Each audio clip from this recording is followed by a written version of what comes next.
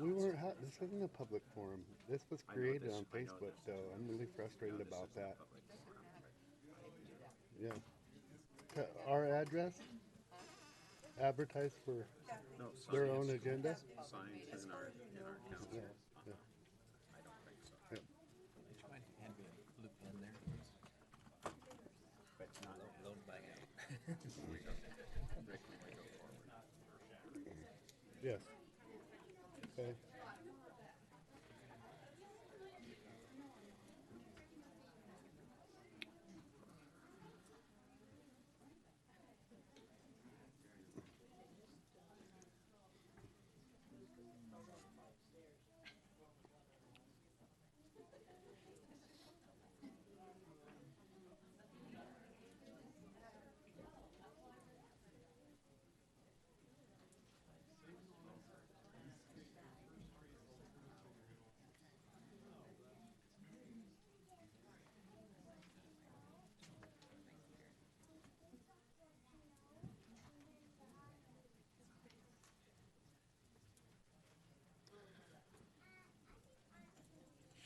We're just having a little bit of technical difficulty, so we need to get online here.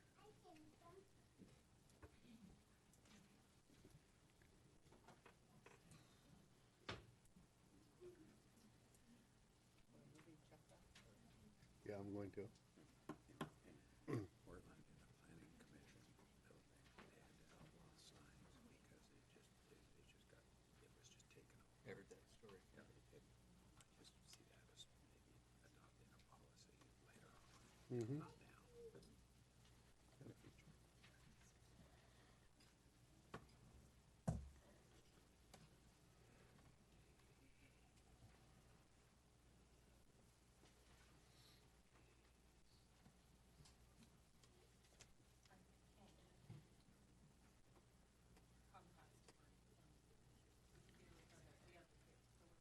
Okay.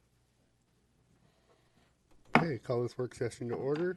I have a presentation of a certificate of appreciation to Letica employees. Do we have them here today? Nice. So this is in recognition for McCormick Park cleanup to the Letica employees. We appreciate you guys donating some time over there.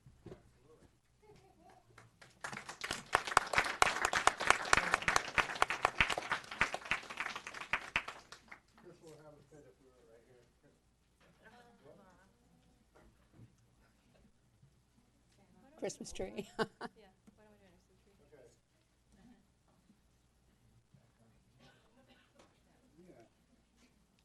Should I give it to her or you, or should I just hold it? Why don't we have one of them hold it? One more. Okay, perfect. We appreciate it. Thank you. Thanks again.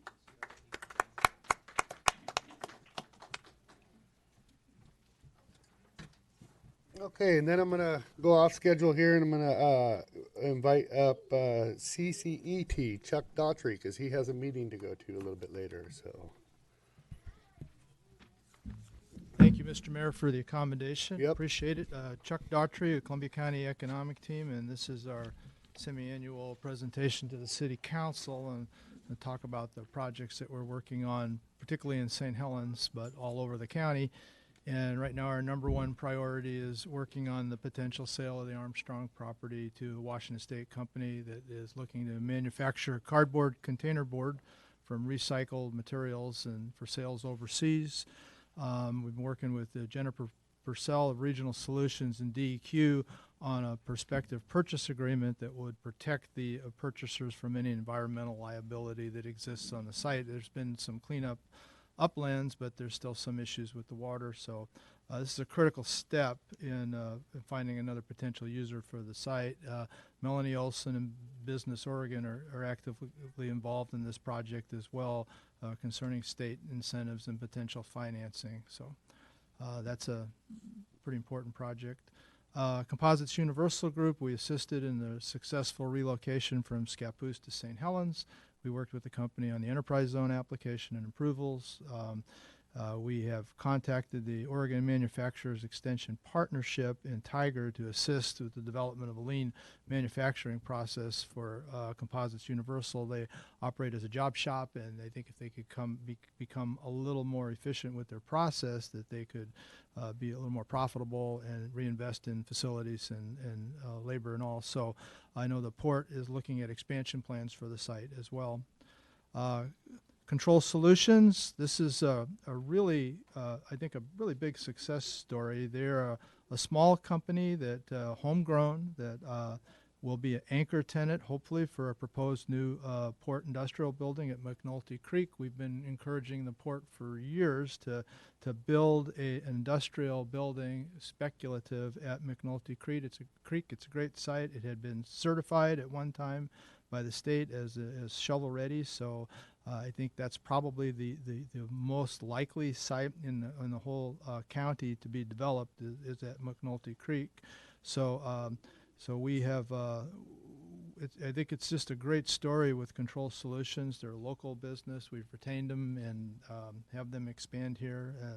So it's a really, really nice story. The Callaway trading site, so the property owner, the company that's been operating on that's been interested in marketing the property. It's an industrial site, 18 acres. It's got 122,000 square feet of high ceiling space. So it's a nice building. The location's a former Superfund site, but there's been a no further action letter secured on it. So we're working with a number of smaller businesses as well. Alterations by Heather. We've been involved with her development of a strategic plan with the participation of employees. She's been looking at the growth of her business and what she could do.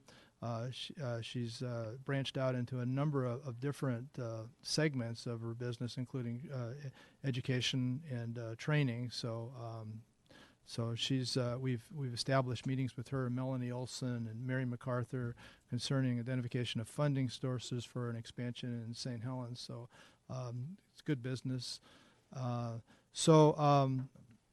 Let's see, we're working with St. Helens and other stakeholders on their regionally cooperative tourism program. I think these meetings have gone really well. Stakeholders been involved from a geographic basis. All the communities within the county are participating, and we're discussing tourism priorities for the county, opportunities, as well as what current assets exist. St. Helens has the critical mass of infrastructure, access to the Columbia River, resources, staffing, current events, and funding, and to be the real leader in development of the countywide tourism initiative. So, I don't know, John, do you have any comments about that process or anything? Yeah, you think you captured. Yeah, it is well represented, and I think it should be a good product in the end. So other CSET tasks that we're working on is the potential sale of the former Foss site in Rainier to Diversified Marine. Diversified Marine is located on the slough right near the I-5 bridge. They're concerned about the potential redevelopment of the I-5 bridge, and they're going to be looking for an alternative site. So the site will be reused as a tugboat repair and construction facility. We're really excited about that. CSET we're currently leading a process of creating an innovation district for the Oregon Manufacturing Innovation Center. And the focus of the district will be on recruitment of metals manufacturing businesses, and it'll be in collaboration with OMEC, Boeing, and the educational investors, as well as the close collaboration of the major property owners. So this will create a demand for industrial lands not only in Scappoose but in St. Helens, as well as the counties all through Columbia County, Cowlitz, Clark, Multnomah, and Washington counties. So it's a big step for CSET. There'll be lots of need for funding and for management services on this. But we're real excited. There's really not another organization that can really help create the innovation district there. So we're stepping up and doing that. And right now we're going through a process of reorganization. We're reviewing all of our bylaws and procedures, as well as our membership, to determine if we are organized in a way that will allow us to grow in the future. So thank you for allowing me to speak first. Are there any questions Absolutely. from the council? Any questions? Good report. There's a lot on that report, Chuck. Good to see we got a lot going on in Columbia County. Okay. Thank you, Mr. Burnett. Yep.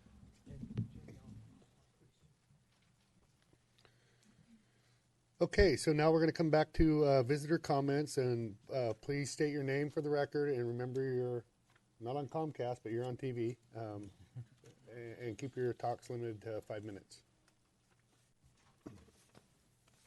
Al Peterson, 101 St. Helens Street. Couple of comments. One comment is based on what's on your agenda, which says review of St. Helens Street and First Street alternatives analysis, and I see that you've got a proposed contract with Kittleson to look at the intersection. I guess my main comment on that is I recommend that you do what is in the Transportation Systems Plan and what is already in the Corridor Master Plan. And in fact, you know, we already paid Kittleson to come up with that plan, and I don't know what your discussion has been and why, you know, we're hiring them again to take another look at it. But I recommend that you follow the plan that the citizens and the Planning Commission and the City Council went through, in 2011 and 2015. So that's my comment on that. Then I will not be attending the public hearing tonight on the street vacation. So I simply have a written statement about the street vacation tonight, and that's it.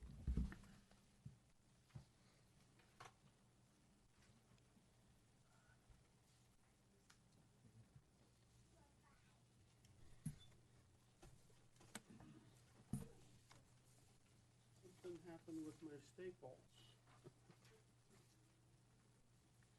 No, that one didn't get stapled. Okay, So, thank you. Kathy, could you give a copy to Jacob? Thank you. Have a nice day. Thanks.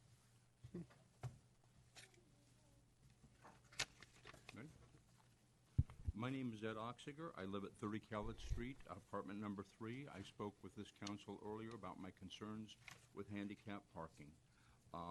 Right now, my concerns have been heightened because you have somebody issuing tickets that I'll come back to that in just a moment. Well, I'll do that now. I have 2 vehicles. They were parked right next to one another. One was given a ticket, one was not. My second car that was not given a ticket had a cover on it. So maybe the officer that issued the ticket used discretion and thought I couldn't be assured that he would receive this ticket, so they didn't do it. So maybe that subtle message is that if I don't want a ticket on my other car, is to put a car cover on the other one to avoid the ticket. But that really is not the issue. I cannot park in front of my apartment. I am considered a miracle of modern medicine. The surgeries that I've had, everything. I've got bolts and screws in my ankles that are unbelievable, and I have a unique handicap parking permit. Many people get a 90-day one, some get a year. They used to have permanent ones, but they've done away with it because of the abuse. Generally speaking, people get a 3-year one. I have a 5-year one. This way, all I have to do because of my unique disability is walk in, show that I'm still alive, and I get a new handicap parking permit. My disability is only going to get significantly worse. And I don't have a way to park in front of my apartment is my concern. And now I'm getting a ticket for it. So I'm going to ask 2 things of you. A, that you take care of this ticket for me so I don't have to deal with it. And B, until we can come up with a way to deal with the handicap problem parking, and Rick has handouts and discussions and everything that I've given him that show my concerns and illustrate my communication. But until that can get resolved, I would like a resolution from you all permitting me to park my 2 cars in front of my apartment. Why 2 cars? Why 2 cars? Why 2 cars? We have One- limited parking over there. Well, I have one car that I use for work and another car that I just don't drive. If you don't drive it, is there another place that you might be able to park it? Well, I can park it across the street, but unfortunately, I'd like to have it in front of my apartment because it's a pretty nice car that I'd like to keep an eye on. But I could live parking it across the street. If you'll permit me to park one in front of my house, I can live with that. And I'll figure out how to keep my other one covered and deal with that. I can live with the compromise. Sue, could you, I know you did some counts. So I just wanted to let Sue, she had counts here a while back. We did do counts. Now, where he's specifically talking, right directly in front, it's the, it's not the Muckle building, it's Arcadia. the Orcadia. The Is Arcadia. that's Used to correct. be. And So that parking there was not part of the parking survey because that is 2-hour parking on both sides of the corner of that block. But all the other 25 unlimited parking spaces that are not restricted by the 2-hour during the 8 a.m. to 5 p.m. period, of those 25 during the approximately 2 weeks that we did that, there were never fewer than 5 available spots. And that was any time of the day. We went after dark, 6 in the morning, 7:30 in the morning, 10 in the morning, noon, 2:30 in the afternoon, all different times of the day, multiple times a day, never fewer than 5 spots available. But that is not directly in front of the building that the gentleman is talking about. It was across the street the area. and down Strand on the east side of Strand, and then there are 4 other spots on the west side of Strand at the end that don't have restricted times. Currently, the way it is marked, we meet the standard. Yes, absolutely, yes. What about for a wheelchair in front of that area? In front of the restaurant / he's on this end of the building. Yes, he's on this end of the building. Yeah. I don't believe that there's an appropriate space that would have the ramp, the ramp and the van loading room that is required for the spacing Okay. to place one there. I kind of looked over with Ed a little bit and thought there might be. I'm not an engineer, so maybe we could. You probably looked at It it. doesn't take engineering. It's a standard that's Okay, yeah. well, whatever the standard Yeah. is, it's all about measurements then, right? If it fits, it Yeah. fits. If it don't, it don't. So Correct. So it would have to meet what's in the development code as yeah, far and as I what the might even handicap had that spots in are. the handout, and I still have those, by the way. So Ed gave me some handouts too as well. So But I thought, based on the last time we had a gentleman in here talking about working the night shift, that we had talked about having residents allowed some type of parking permit that would allow them to park there. And I didn't know what came of that. Yeah, it was just a discussion, it was and just a we discussion. actually said no tickets that weekend, and Because when we started talking about 2-hour parking Mm-hmm. a year ago, we talked about people that live there, that whether, if you had a resident parking Mm-hmm. permit, because there's precedent in other cities that they allow for a certain amount or whatever, Mm-hmm. an annual parking pass. But just to keep, unspecific, Mm-hmm. some people don't live an 8 to 5 life. And so how do we help those people? Okay. Well, the gentleman who talked about not being able to find a parking spot, he also wanted a spot right adjacent to the apartment building. Right. So there's several things to keep in mind here. Number one, the apartment building that they're speaking of has very low rents. The Right. reason that they're low rents is because they don't have the accommodations that accommodations. some of the other places do. So that's one of the things that's taken into account. The other is that the time period that the gentleman was talking about, he was a night worker. Right. So there's still many available parking spots within a half a block of that particular location. So I don't know what time period maybe he was talking about during Halloween Town, but even then during the day, the parking spots should not have been all filled up. I have no idea about what parking tickets are issued, but also remember that you've had multiple merchants come to the council and requesting additional 2-hour parking in this exact same location that we're talking about because the parking was being taken up that would allow their customers to accommodate their businesses, and they felt that their business was suffering affected, because yeah. they did not have enough available parking because those 2-hour restricted spaces were being taken up by people who parked there for sometimes days at a time without Right. moving their I mean- vehicles, I mean, and they were not being ticketed. So you get where we're. So we're it's between business. that's and it's up to resident. you. How do you want to regulate that? But we've heard both sides of the story. Staff sitting here listening to testimony, and the council's listening to testimony from both sides. Well, from my perspective, it doesn't have to be one or the other. I see room for ground in the middle to accommodate both needs. One is not exclusive of the other. The only question is that I have is we have to make a policy decision, and it can't be based on one individual.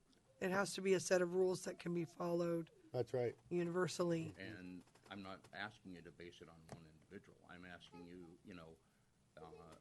you mentioned earlier about parking passes for people that live there. Right, but we've not even Yeah.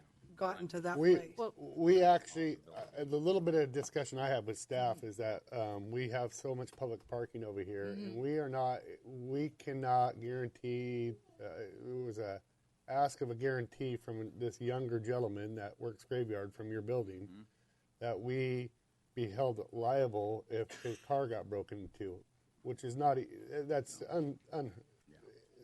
so he approached us very abruptly, and it was caught us kind of a little bit off guard. But in talking with staff, it's just not something we could do. It's not in the lease agreements that we or the building agreements with those places. Your case may be unique with the handicap. I don't know. I'm definitely willing to research that a little bit more. I don't know parking if it measures out there or just. We right now in the downtown, this 1.5 block area basically that we're talking about, we do exceed the requirements Yes. for having available ADA parking. If again, your discretion if you want to add another one, but those spots are publicly available. They can't be reserved for any particular resident or any Right, 'cause particular the apartment building person. does not have And parking. you are right. Correct. By the same token, Does not we've got have- 2 parking spots handicapped that there are 2 vans that park in 98% of the time because I've counted them. One sits, and from where I live, you've got a van that parks there in that street, and then one just around the corner. You've got 2 handicap parking spots, 2 vans that take that. So to say that they take it, they park there. Nobody else gets those 2 spots. I recommend to staff, when we review this policy, that we look at a time limitation for handicap parking so that a handicap parking area cannot be taken up over 2 days or 3 days or 4 days by a van. That is a problem, and I see it, and it's been reported to me by business people as well as others. This really seems to be an issue down here. I mean, I just there's lots Well, of empty parking. There's spots. lots of empty parking spots, Yes. and that's what one I of the just don't issues get. too. Is that every time we've looked into this, we've found a huge percentage of available parking spots. So there is no demonstrated need for additional parking or for specific parking. It's just some people just want to park closer to where they physically reside, and I understand that, but it's not something that can be guaranteed in a public right of way. Pretty typical of street parking. Mm-hmm. Absolutely. Even if we talk about handicap parking for me, and there are 2 of them, neither one of them, if I park there during the day, they're a block or a block and a half away. Because your whole building is 2-hour parking, is what I'm hearing. Yeah, but if from around where I live, you have the street here. There's a handicap parking here, right there by that therapy place on one side, and there's one on the other side of it, on the entrance. The old CASA. Those are the 2 that I'm speaking of. The old CASA, But, CAS. I'm better off walking across the street than I am walking down there to do handicap parking, so. As far as your ticket, I'm not sure what we can do about that. Okay, Ed. I'll pay it, but understand that 2 cars parked in the same place, same time. Yes. Parked both of them. Yeah. Didn't ticket one, but ticketed the other. Yep. Gotta Okay. have more conversation. Yes, yep. Thank you. This same conversation comes up in Ed? the merchant meetings. But we need to have a conversation with the business that used to be on the corner, unrelated to you, but they used to occupy the whole corner and they used a lot of parking. Yeah. But now they are not doing the same services there, and maybe they could move their vans out of that space because they have able-bodied drivers that could go down the road and get the van. But we can have that conversation. Because I wondered about those vans sitting there days and days on end also. Super. I'll be talking with you, Ed, okay? Yep. Okay, other visitor comments? Hi. My assistants. Thank you. Could you state your name for the record? My name is Amelia Ponte. I'm a resident of St. Helens, and good afternoon. Good day. Yes. Thank you for the opportunity to talk with you. I'm a small business owner and a mother of 2 young children, and many of us are here today because we are deeply concerned about the health and safety risks of increased crude oil chains coming through our community. As a mother and a citizen, I am concerned for the safety of my children and the community and for their future well-being. Just last night, there was a log train derailment in Salem, and of course, you will remember the explosion and derailment in Mosier in 2016. How are we supposed to know how risky this change proposed by the port will be or acceptable? There have not been any studies done. I am proposing a resolution, and it is urgent. The port is scheduled to vote on this a week from today, and we're asking that you pass an emergency resolution at this evening's session so we can take it in front of the Port Commission next week. And we are asking that you deny or defer this decision. So, the decision of the port is not up to us. Just so you know, when you said deny and defer the Sorry, decision. we're asking you to pass a resolution that would state that the city council requests that the port deny or defer this decision. So from our standpoint as a city, what I can tell you is that it was alarming to us. That's why we showed up, working with Scappoose to talk about a rail impact study, what would happen to our community. We do have a resolution that was passed in 2013. A resolution is something that we are looking at, re-looking at and drawing up for us just to take this and try to pass this tonight is unheard of because we have to run our stuff through attorneys. So, but there's probably some things in here we could utilize, maybe. We'll look it over. We're just being presented this right now, so, and it wasn't on our agenda, and that's the way government works. So, Yeah, I tried to get on the agenda. yeah. So, Might I suggest that we have staff look at it and pull the salient points out of both and maybe come up with a resolution?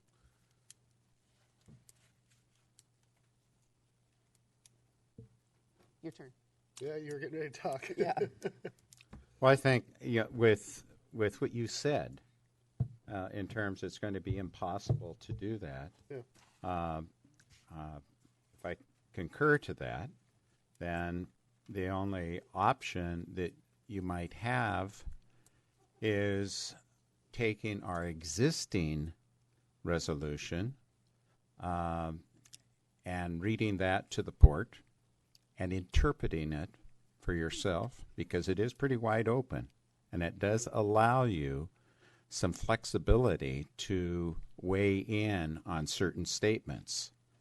And so I think that resolution speaks for itself.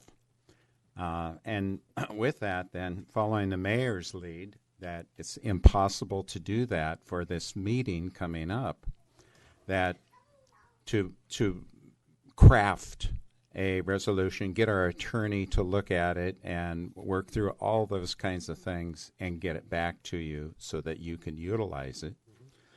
I would suggest just using that existing one and again, interpreting and go forward with it. But at the same time, I would like to see, we'd like to read this, we would like to accept this, and see if we can update our resolution that we have so that in the future it can be utilized, just like hopefully you can utilize the one that we have already in place for, is it next week's hearing? Is that correct? Okay. Yeah. So if you have done that with I could probably get you a copy. Kathy, is that something Lisa could run us a copy of right away? I can have you a copy here in just a few minutes. So, oh, you do have a copy? Okay. All right. But Okay, I would so- like to look at crafting a new resolution, combining the points from. Sure. It's And- just a short time frame for us to get together. We'd rather be certain we can do something rather than promise you something and then not be able to. Okay. So just, are you planning on going to the port meeting?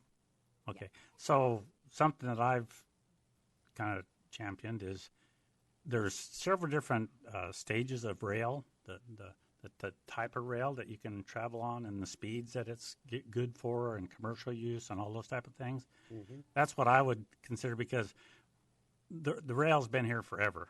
You're never going to stop it. But you can make it safer. If they laid track through our town that was bulletproof, we'd never have to worry about a derailment. So those are the things that we can work on and maybe get done. From my understanding, these oil trains, these actual cars, were not designed to carry this kind of crude oil, and that the safety regulations that have been put in place to upgrade them have recently been removed, and that's a significant issue, and that they're also asking to extend the length of these trains. So I hear what you're saying. If Yeah. that's true, that's federal or state level stuff. That's not. I mean, It's federal, and you're going to have to change that in 2 years from now. You're going to have to change that. Our Right, original well- resolution The- did mention the unit trains, which are And I there may be consider it a language in safety here issue. in your thing We don't too that we don't know because I haven't looked it over, but that maybe has a little bit of teeth as far as it comes to the federal level, but it's very iffy, really. I mean, when it comes to that, Just unrelated to the trains, just putting a sign out there in that space is like years of work because the trains have power and the city can't touch it. we as a council are all passionate about our cities. Yeah, it's important Our to us cities, too. I say, because I did meet with Scappoose as well when we went to the Port Commission, and we love our cities, and the tracks come right through the middle, the heart of both of our cities. More so than any other in Columbia County, not to separate ourselves from any other counties, but yes, and I'm very and passionate about it. addressing not just now but in the future. We want to support a rail impact study, and we also want to improve the communication with the different stakeholders. Yep. From this councilman's point of view, the extreme danger is in our switching tracks. And our switching tracks are right in the heart of our city. And you know where they're at. Yep. There's, I believe, 5 tracks there. 4 or 5. We want them. And so what my way of thinking is that if those units are stored there full, that's hazardous material that's stored within our city. I know that at one time, and I checked with Councilman Locke about this, is that we do have an ordinance in place somewhere, and I don't know where it's at, regarding the storage of hazardous material. Because back in the day, there was chlorine gases that were stored in St. Helens, and there was a big consideration of, and it was used by the paper mill, and there was a big consideration of having it stored on those switching tracks. Now, that kind of all went away, but here it is again in a different form. So I certainly would advise staff to look into that ordinance as we look into this ordinance as well, as a storage of hazardous material within the city limits. We can enforce that. Yep. Well, Yes.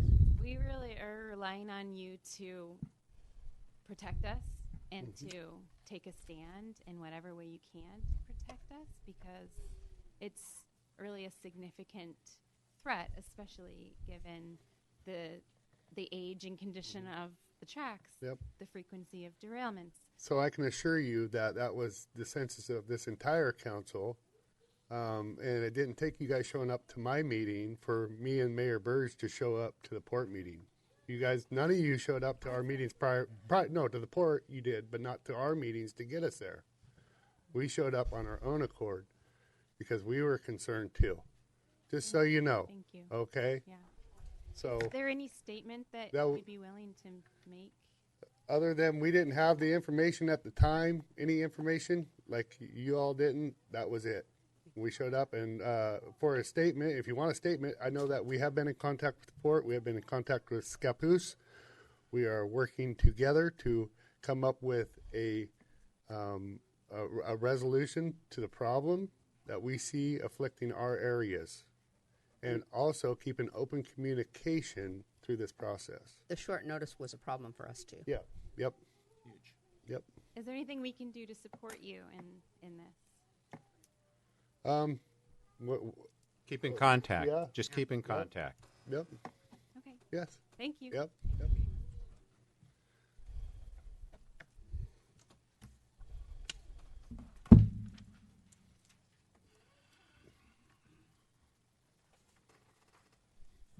So my name is Greg Pettit, and I live in Warren. Thank you for the opportunity to make comments. I'm also here to talk to you about the potential oil train situation. I'm going to go off script a little bit. I've written up my comments here. You have those. But just in responding to those previous statements, I was at the port meeting where that, first of all, in the time schedule, the port has ramrodded this through an extremely tight time frame. It was first proposed right after the election and right before the holidays. In less than 2 weeks' time, they're moving this forward. And so they are proceeding this. This decision that they make is going to have, could potentially, not promising, but could potentially have a huge impact on the lives and livability of the city of St. Helens, the people that live here. So that's why I think we're coming to you thinking that you have a voice. Now, at that meeting that we just had, the port commissioners did not listen to all the people who came to testify in opposition to that change.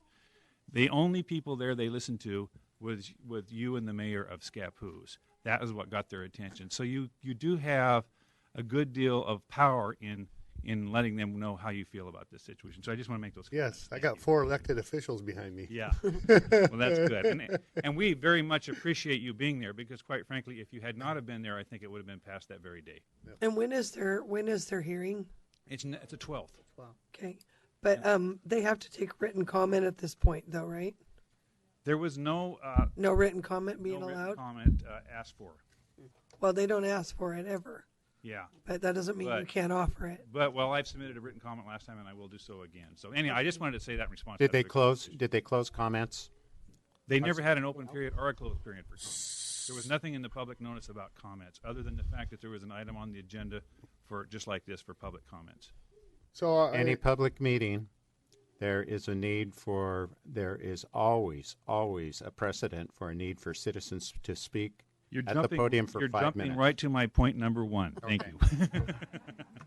And our ask is for a real impact study on Scappoose all the way through Warren, through to St. Helens, okay? Just so you guys know, we're not just saying 2 cities. We're talking the whole effect. We're talking I joint think that's resolution. absolutely- that's okay. great. Because Hopefully you're there's some Warren information residents. I presented here that can be helpful to you in this conversation. Thank you. Okay. Thank you so much. Greg's time. Yeah. Yes. So let me go ahead with this. So my name is Greg Pettit, and I live in Warren. I retired from DEQ, where I was administrator of the Laboratory and Environmental Assessment Division. Relevant experience while I was in that position included representing Oregon DEQ on the Oregon's Ocean Policy Advisory Committee and a member of the Scientific Advisory Committee for the Lower Columbia River Estuary Program. In my 37 years experience at DEQ, I worked on many environmental assessment damage assessments. These included the New Carissa on the Oregon coast in 1999, and closer to home, the 42,000 gallons of oil that was spilled from Mobil Oil in 1984 when it ran aground near Warrior Rock, right here. I'm currently the chair of Columbia County Democrats and president of the Scappoose Bay Watershed Council. I prepared these comments as a private citizen and not in cooperation with any group or organization. I am here to ask the council to take a strong position opposing the Court Commission adopting Resolution 2018-69 or a similar resolution until a transparent process has been completed that includes time for fact-finding, understanding the potential consequences of such a change, and public awareness and involvement. If this change allows an increase in oiltane shipments to point westward, which is the intent of this change, then the City of St. Helens deserves an opportunity to fully explore and understand the consequences of those increased oil shipments to St. Helens and Columbia County as a whole. So I have a number of reasons why I'm opposing this change. The first reason is poor public process, as you were getting to. I have major concerns regarding the process the Port Commission has followed. The process seems to be intentionally designed to ramrod this change through as quickly as possible and limit opportunity for public involvement or to develop answers to many legitimate questions. The resolution itself is poorly written, does not include the reason for the change being needed, and lacks specific details. My second reason is impacts on traffic and livability. The railroad effectively separates Highway 30 corridor from Old Town. There is a request to increase allowed train length from 1 to 1.5 miles. The current agreement allows up to 34 trains per month.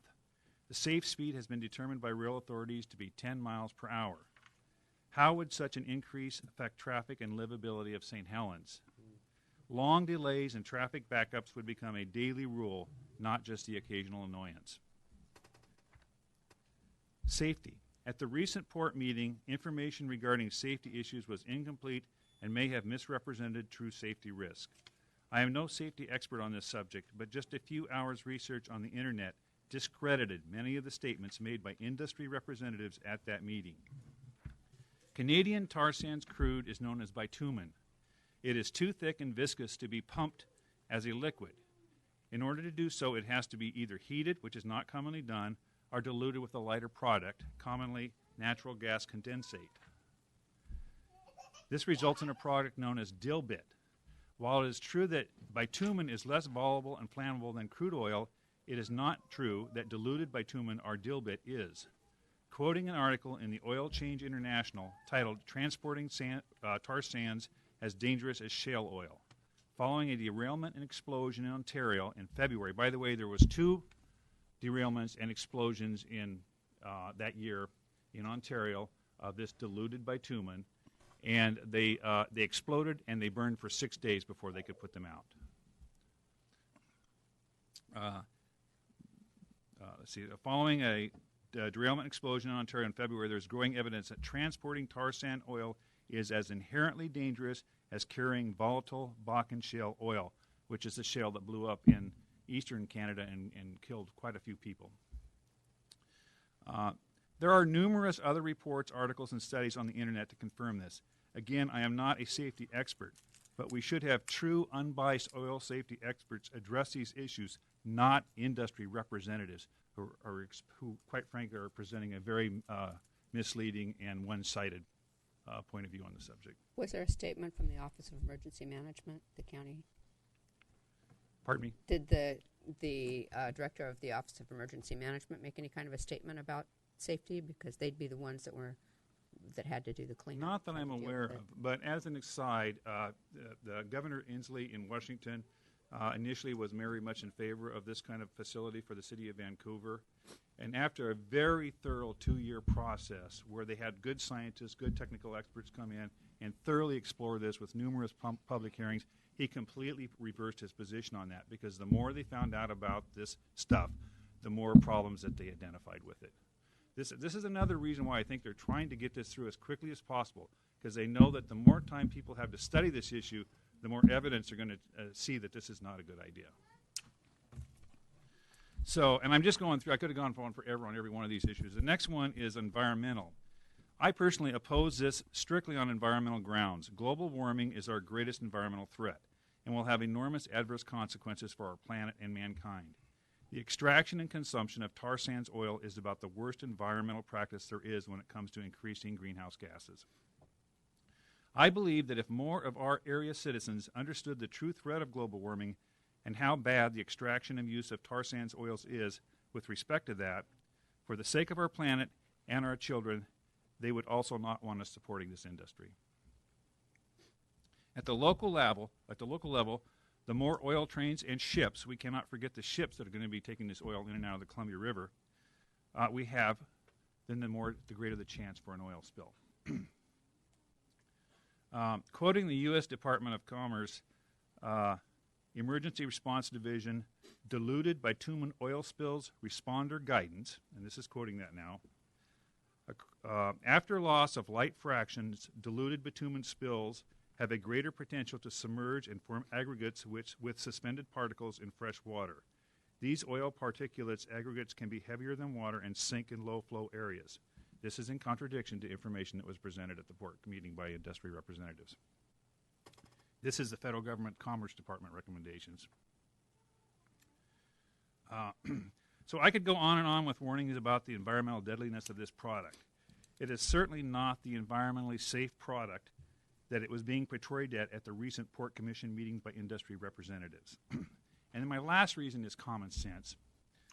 As best as I can determine, over $90 million has been spent in trying to turn Port Westward into an economic asset for our county. That is over $1,800 for every man, woman, and child in the county. And what has resulted from these expenditures? 24 jobs with the potential for maybe 20 more. Think of all the far more tangible benefits that could that such an expenditure could have created if wisely spent. I know all the people who worked on this had the best of intentions, and I'm sure they truly believe that this would work out to our benefit. I am also empathetic for those good people who currently work for Global. But it is time for us as a county to recognize it and admit that we need to move in a different direction when it comes to providing good jobs for our residents. Thank you. Thank you, Greg. Thank you, Greg.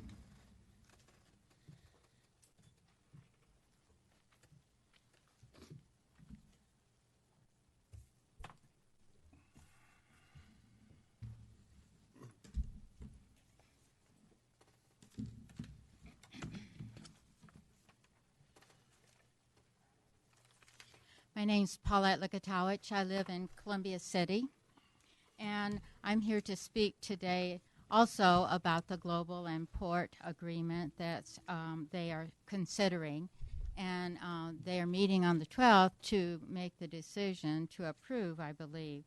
So what I've given you is some background information that you may not be aware of, and this information is talks about the DEQ contamination permit that Global currently has. And this permit is set to expire in August 2019.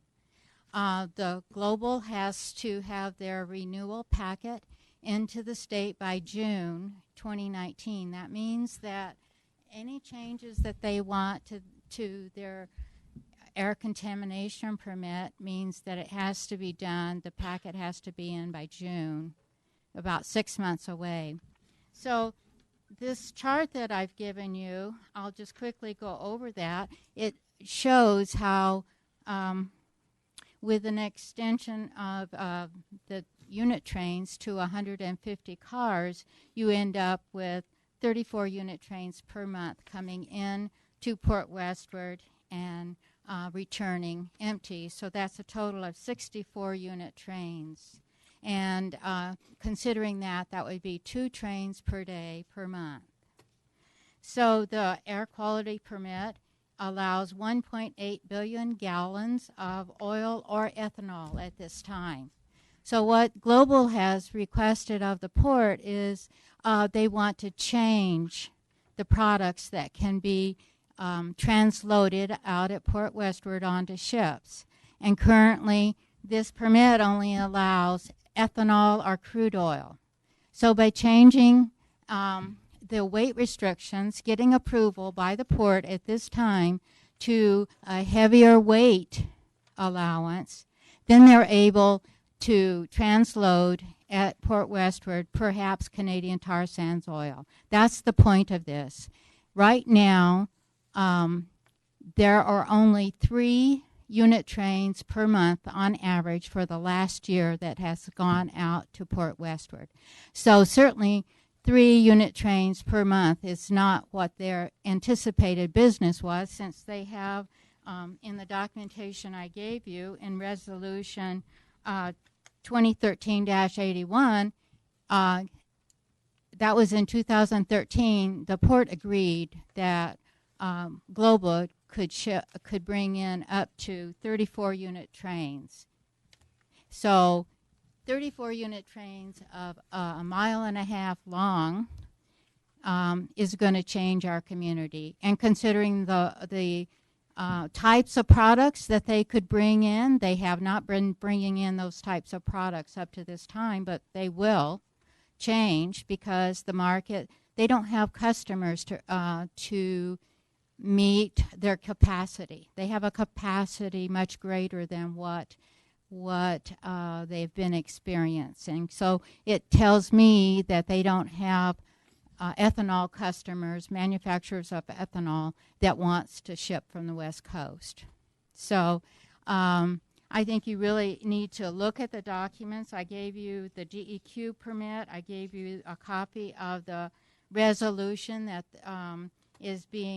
will be approved next Wednesday, unless you speak out. I believe the port is waiting for a mayor or a city to say no. We don't want this through our cities. And it's up to you, because they're not listening to the citizens. But you do have the power.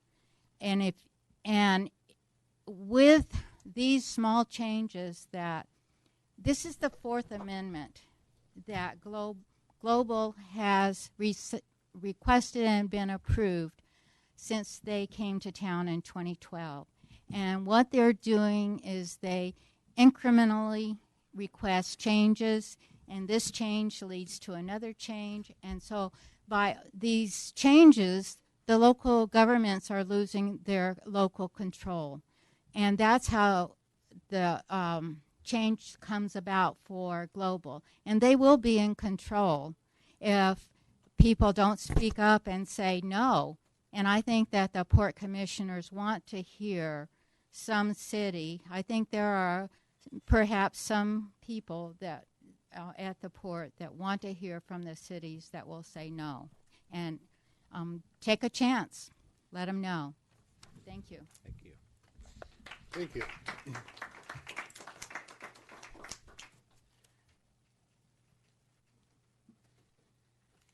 I'm Carol Sweet. I'm from Scappoose. I just want to clarify something. Mr. Pettit's thing was great, but he missed one point. Annie Christensen and I were here a year ago talking to you guys about exactly this. Mm-hmm. At that time, we had some housekeeping going on with Global on the lease agreement that would allow for a tank farm with 90-something offloading sites on Port Westward where they would store Bakken crude on the edge of the Columbia in a subduction zone. That's the plan. And this now will be probably maybe tar sands oil, but it's just as dangerous. I know, and I realize that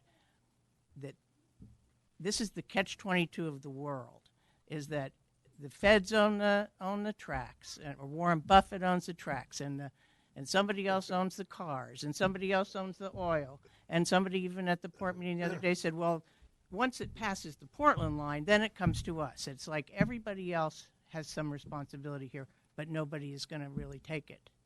And when you came, I was shocked. I mean, not that I wouldn't think you would do something like that, but I was absolutely blown away. And I was, because we're being called, we're old, we're retired, we don't need jobs, we drove cars to get there. I mean, we've heard every single, we're environmentalists, they said, but we're citizens and we care. And I love seeing these young people who are standing up and saying, wait a minute, this could be the worst thing to ever happen to this community. And when Andy and I came here last year, we said, we're sitting here listening and helping with all these economic development things, but one end of the county doesn't know what the other end is doing. And so what ends up, we have, OMIC plans, this plan, we're going to have the magnetic bumper plan, whatever. But we're not doing, we're going to set something up that could potentially, over one little housekeeping deal, because if we say no, if the port says no to the weight of the oil, it's over.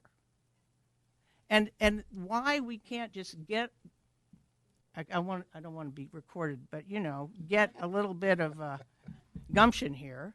Why we can't do that, why we can't stand up and say, we don't want this. This is making money for one company only. And you guys have a lot more credibility than you realize in terms of, and last year, Andy and I did the whole thing. We did Scappoose, we went to the county commissioners, they said, we don't know what happens, it's just zoning for us. I mean, it's crazy. Who are these people, and why doesn't anybody stand up and say, we don't want this? This is not acceptable. 20 jobs is not worth having the entire community and all our economic development be threatened. And one last thing is, I'm with Envision Columbia County. We were having a meeting a year ago about this. We were talking about the traffic. How are we going to deal with the traffic and OMIC and all this? 10 minutes after our meeting was over, Bessie Johnson was on the phone to a county commissioner. Who are these people and what are they talking about? So where does the buck stop? Who's in charge? Mm-hmm. Nobody, apparently. So anyway, I just thank you for coming to. And I remember you. You live out by the Scappoose Airport. I think is your testimony, and it was about the rezoning of the Huskanine property that you ended up here about a year ago, wasn't it? Well, it was. Well, I came up here with another gal, with Annie Christensen, but we were talking about the new lease change they wanted to make that would allow for the. With the rezoned land, they were going to put a tank farm on the edge of the Columbia. And that's still very much in the air. Isn't it interesting that the consideration by LUBA of the rezoned land has been postponed now for 2 weeks? What is going on? I am a conspiracy theorist, I'll admit it, but I'm starting to feel like, who the heck is in charge here? Who is going to tell us what to do? I've lived in this community since I was working. I still drove a car to work. I'm sorry, but I was always an environmentalist, but I've lived here for a long, long time, and I'm really tired of seeing it go down the hill because of profits for one lousy company. Thank you.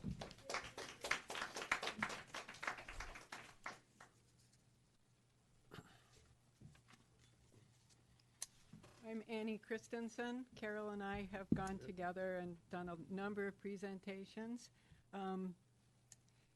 And the first thing I want to say is that I've attended a lot of port meetings, and I attended the one where you were, and I want to tell you what happened after you left, because I attended port meetings for, I think, 2 years before I finally figured out that not only did they not want public input, they completely dismiss all public input. So at the meeting last Wednesday, it was reported 60-something people there. It seemed like most testified, many testified. You were first and you didn't stay. There were essentially 3 kinds of comments being made. The first was traffic. Mm-hmm. The second was environmental concerns, and the third was jobs. The port was prepared to vote that day. After the public testimony, the only comments that were made of questions and concerns were about you. They said, we need to get back to these mayors. So when Emily, Us. well, Thank you. yeah, Yep. That's neat. If you yes, yes. When you refer back to Emily, I just want to tell you that I think we are all powerless. We are beseeching you to help us communicate what we're all worried about. And my topic for today is traffic. And you weren't there to hear the railroad man. I believe his name is Mr. Hogue. He spelled it, but I missed it. And he was very clear that although the speed limit for the rail is 25, they would reduce it to 10. Apparently it's safer. So, follow me here.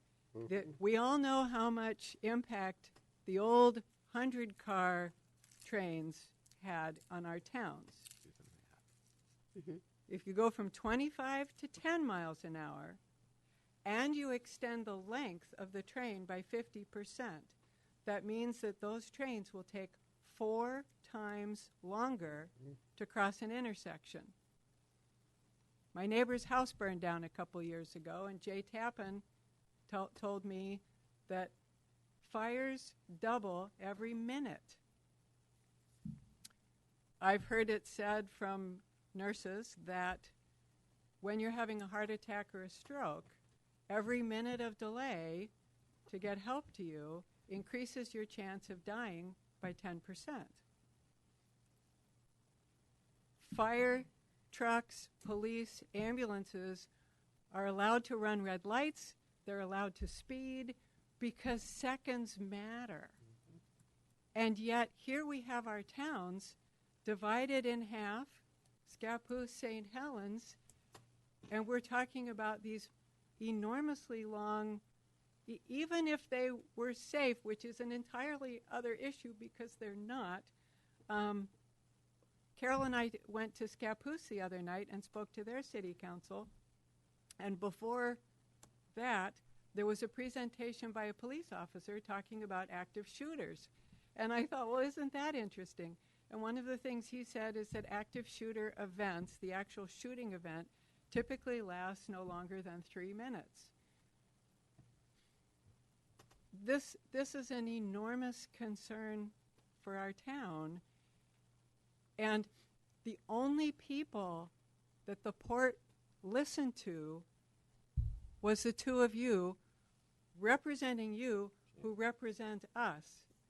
But today, when I heard you discuss with a man about a handicapped parking spot, there was more conversation of problem solving and fact finding and referring to what's been done and studies and this and that than this proposal, which has enormous impact to the entire county. Thank you. Well, there's probably a lack of discussion because many of us are in agreement with you. Thank you. And it's not a hearing, it's a meeting. They don't listen to us. Thank you. Thank you.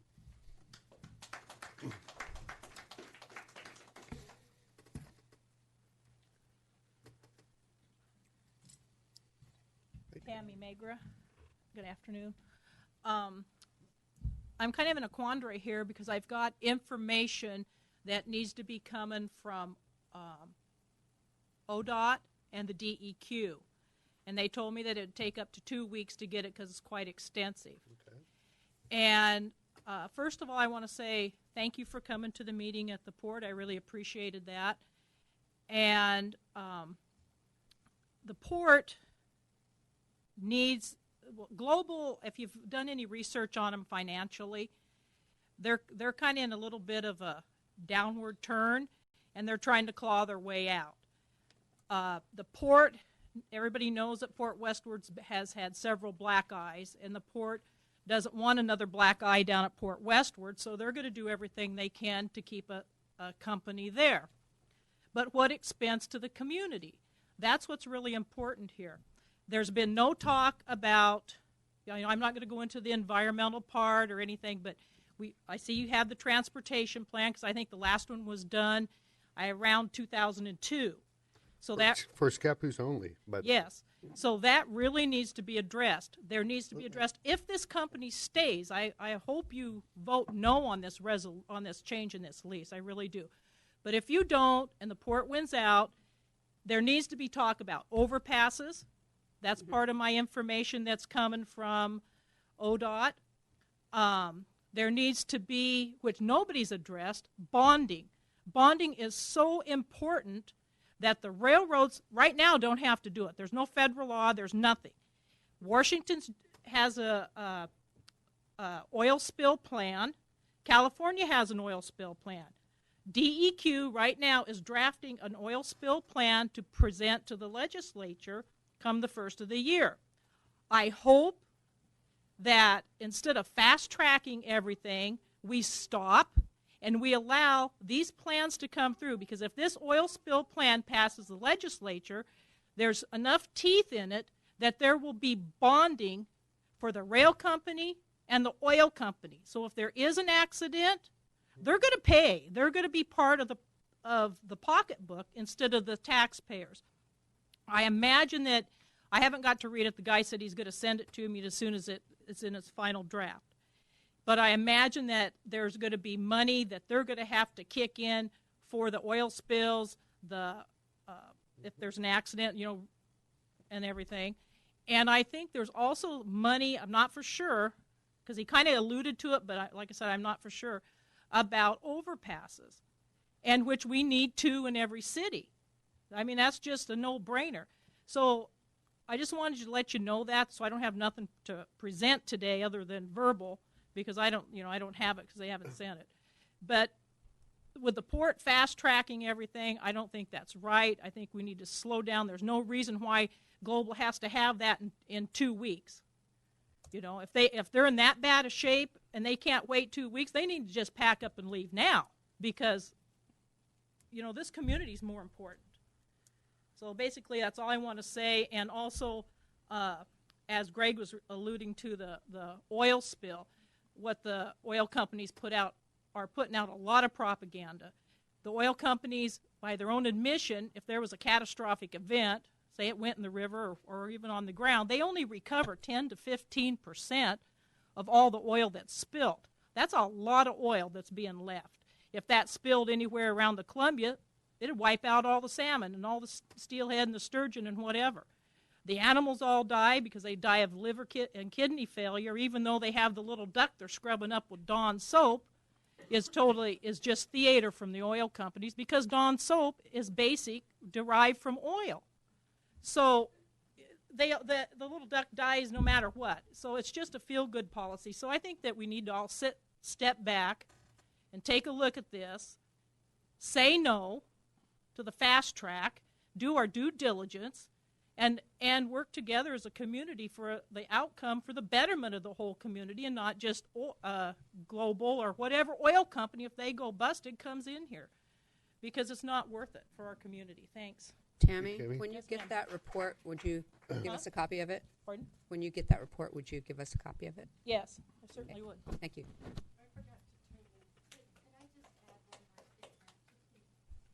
Thanks. Thank you, Ann. Paulette Likatowicz again. I just wanted to add some more information that you might want to know about, and that is that in 2017, the amended lease between Global and the port gave Global the option of subleasing their facilities out there. So that's already been negotiated and approved between PGE, Global, and the port. So there's no restriction on what type of company they can sublease to. So would you want a Canadian tar sands oil company subleasing from Global, and then what impact do we have? I mean, what protection do we have from the boom and bust? Mm-hmm. Yep. Thank you. Hello, good afternoon. Thank you, Mr. Mayor, members of the council, for your time. My name is Joe Lewis. I'm a retired drinking water treatment plant operator for the city of Scappoose. And so my focus is drinking water, both generally and specifically. Generally, the production of hydrofracked oil reduces the amount of drinking water available in the area where it's sourced. It takes potentially drinkable water and spoils it by pumping it underground, pressurizing it, then removes it and stores it underground as well, where it has the potential for contaminating groundwater in the future. That's the general part. The specific part, and specifically to the city of St. Helens, your drinking water comes from a rainy collector on the bottom of the Columbia River. If there were any kind of oil spill anywhere upstream, the oil's going to run downhill, and as a previous speaker mentioned, only 15% of it is captured when it's spilled. The rest of it's going to eventually make its way downhill to the river, and on the bottom of the river, it's going to go to the rainy collector, and you will no longer have drinking water for your citizens. To me, this is a very crucial issue. It's critical. It far exceeds any philosophy or any theory you may have about environment or anything else that you have. When you have a city that does not have drinking water, you do not have a city. And so I thank you, Mr. Mayor, for your attendance at that port meeting and for the support that you have from your council members in opposing the changes that the port wants to have to expand the length of the trains and the weight of the oil. And I think that's a critical issue that we protect our drinking water, because they're not making any more of it. You know, they're desperately drilling this oil in ways that's destroying something that's far more important than oil. They say you'll fight over oil, but you'll die over water.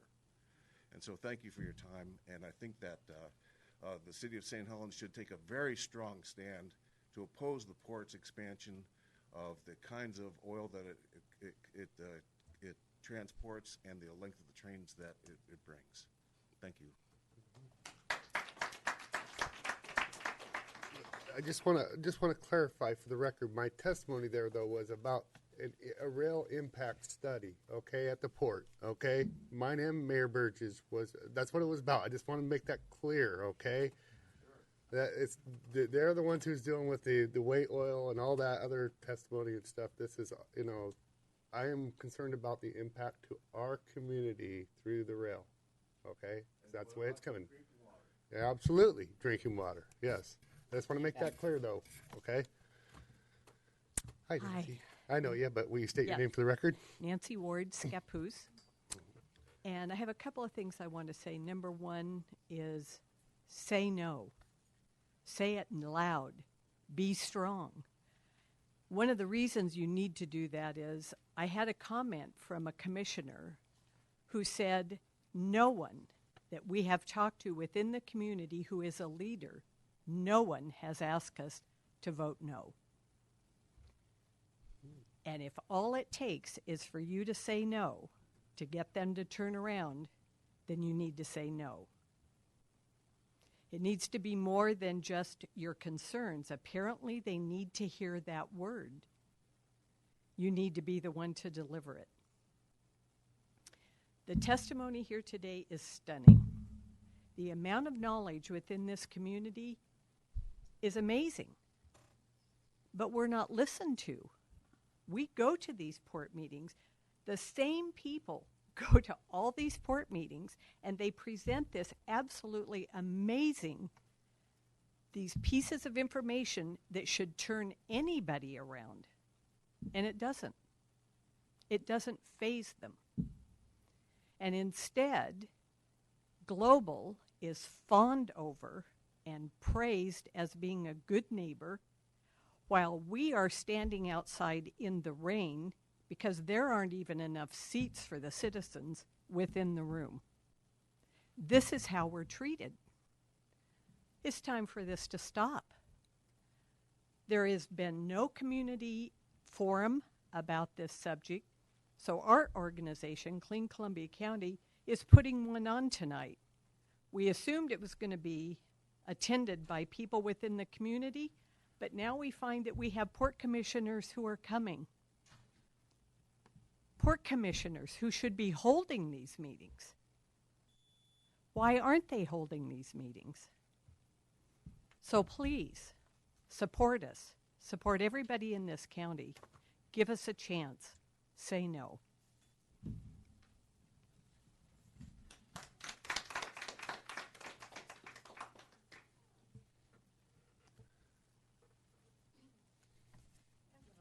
Hello.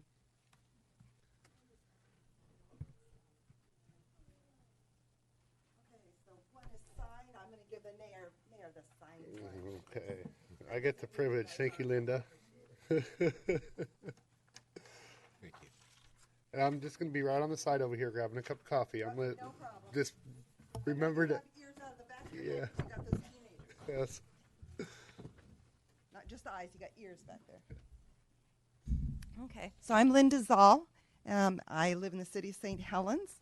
I wrote this letter specifically addressing the needs of St. Helens, not underplaying the needs of the environment or the rest of the counties in Columbia County. I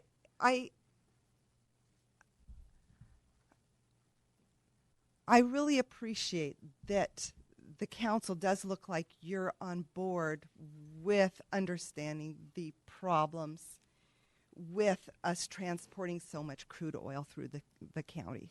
And I really appreciate that. I do agree with some of the comments earlier at how your voice is so much stronger than ours. And so I want to encourage you to use that voice both as individuals, because even though you're just individuals, you are seen as having more power than we do, and as a council. So I'd like to read this. Respected Mayor and council members, I encourage you all to give due attention to the matter facing the Port of St. Helens in respect to allowing heavy crude oil to be transported by rail through the length of Columbia County, which transverses the city of St. Helens. I'm encouraged at the forward-looking stand that the mayor, and of course I hear that other people attended too, have already made by showing concern for how our city will be impacted, and hope that the council as a whole will research and address the Port of St. Helens directly. Trains are a part of our life. For us St. Helenites, we patiently and even lovingly wait the logging trains to pass as we chat with our kids at the down crossing arms, or we listen to music and count the rail cars passing on our way to the city hall to get an events permit. Unfortunately, the tracks also form a sinister, unspoken danger of separating us from emergency assistance and from our kids during the school day. Therefore, the role of our elected officials, you, is to mitigate the dangers that these tracks pose to us, the public. I like to do a benefits and loss analysis whenever faced with a business problem. What is the benefit to our city, to our citizens in Columbia County and St. Helens of approving Global Partnerships permit to transport heavy crude oil? Of course, those who own stock in the company will benefit. I'm talking to the conspiracy theorists here. But I assume that in reality, that pertains to a very small percentage of us here. What are the losses, however? These, I think that we can look towards other communities across the U.S. that have transported crude oil. And as you can see in one of the photos here, this is in Alabama in 2013. But if we want to go further, we can look at Oregon, in the Columbia River just a year and a half ago. And we have our next picture. A common theme in oil train derailments are explosions. It's not just oil leaping, seeking. It's just not a spill. Spill is a wonderful euphemism that we use. So we have explosions. These ignite car after car. You have fireballs. You have black, extreme, dangerous smoke. You have multiple days to extinguish the fire. Months of cleanup and lawsuits.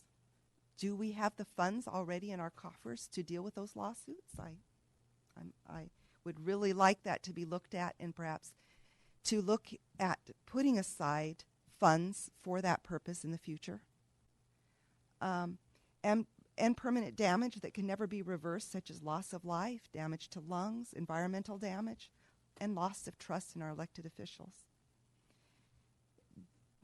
Do we have any overpasses, underpasses on the railway? Has the railroad or global partnership offered to build this one? Have they offered to give yearly trainings to our emergency responders on how to deal with the enormity of issues related to an explosion and spill? Have they donated equipment and supplies so that we have them in stock? Or are we just supposed to prepare for these inevitable emergencies on our own dime? If so, how much will that cost? And I, again, hope that we've already put that in our budget, because it is, you know, whenever you have something that's so dangerous, like you own a car, it's inevitable that at some time in your life you will have a car accident. So, my goal in writing this letter is to show how important it is for our city council to be involved in the decision that the port is making. You know, it's very easy to say that, you know, they're a different jurisdiction, that we don't, you know, that you as a council don't have control over what they do. It's very easy to say that. But because it affects us so greatly, I think that it's time to maybe step on those toes and make a showing in force of the council at their meetings.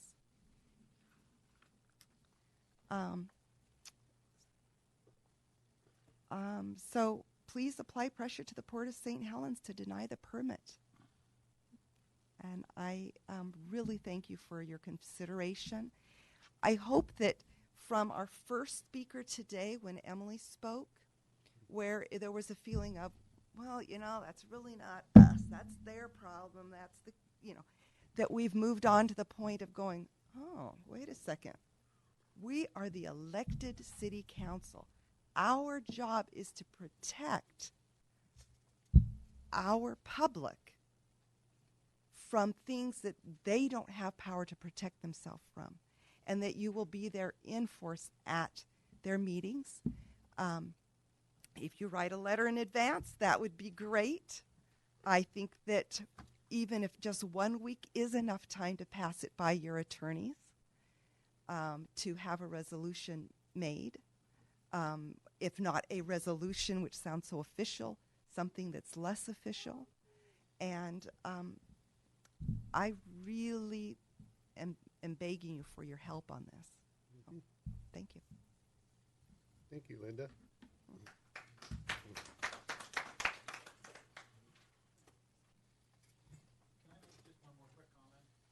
We got somebody coming up, Greg. Yep.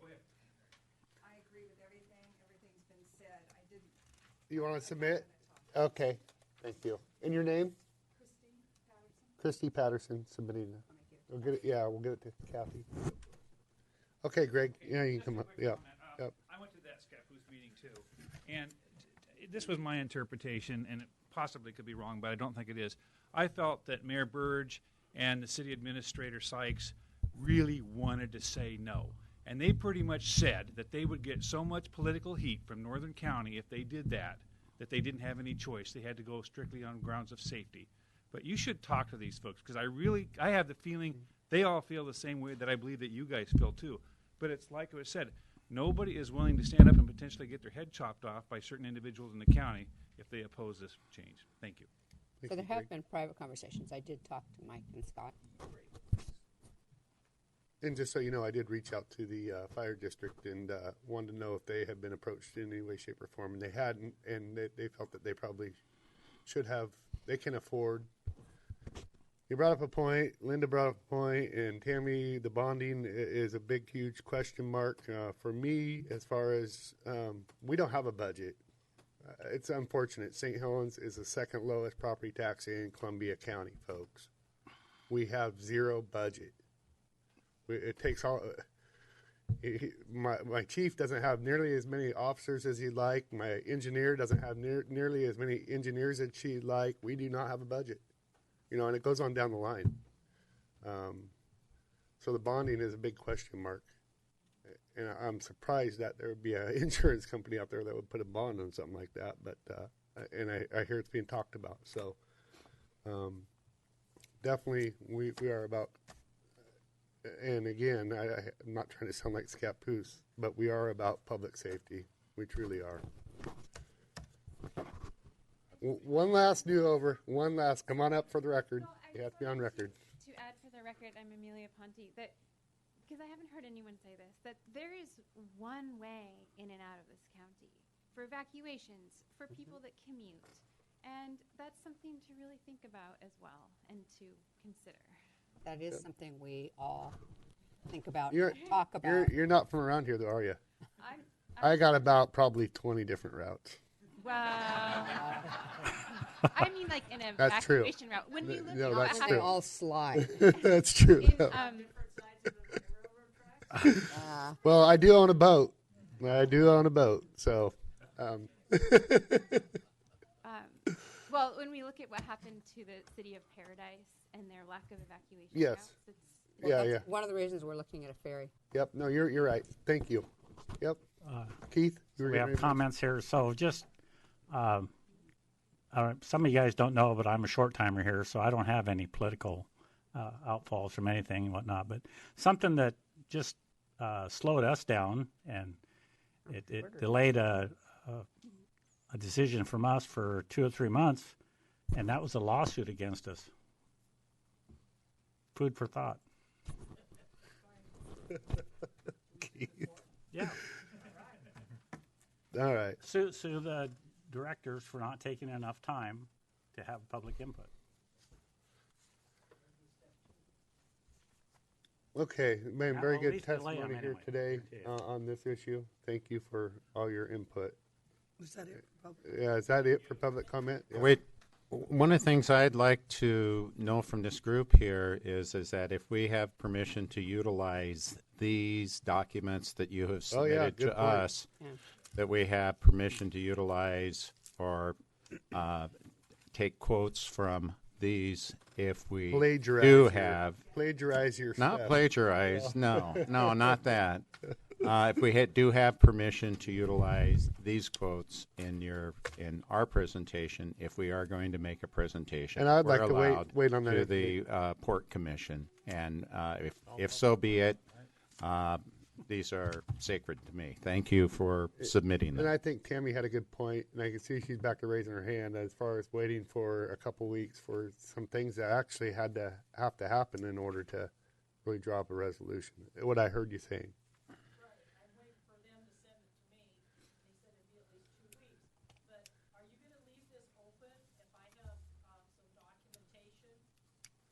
This wasn't even a hearing. This is public comment. You can come in anytime. Okay. And This yes, was. please send it to us. Yes. Yeah. Yeah. Kathy's Yep. passed. Kathy's the go-to person on that. type of Kathy's stuff. passed. Yep. And I do want to speak also for our council, our mayor, our staff, is that this group, this council, thus far has tried to be as open as we possibly can. We love to solicit community comment. It's the only way that we grow, and it's a fast, effective way that we can serve our citizens. Whether it's a handicap parking issue or something like this, that is huge. So I'm proud of this council, and I'm proud to be a part of it because we do listen. Yes, thank you. Yep. Okay, so is Max available? Center Logic. Oh, yeah, come on up, Steve.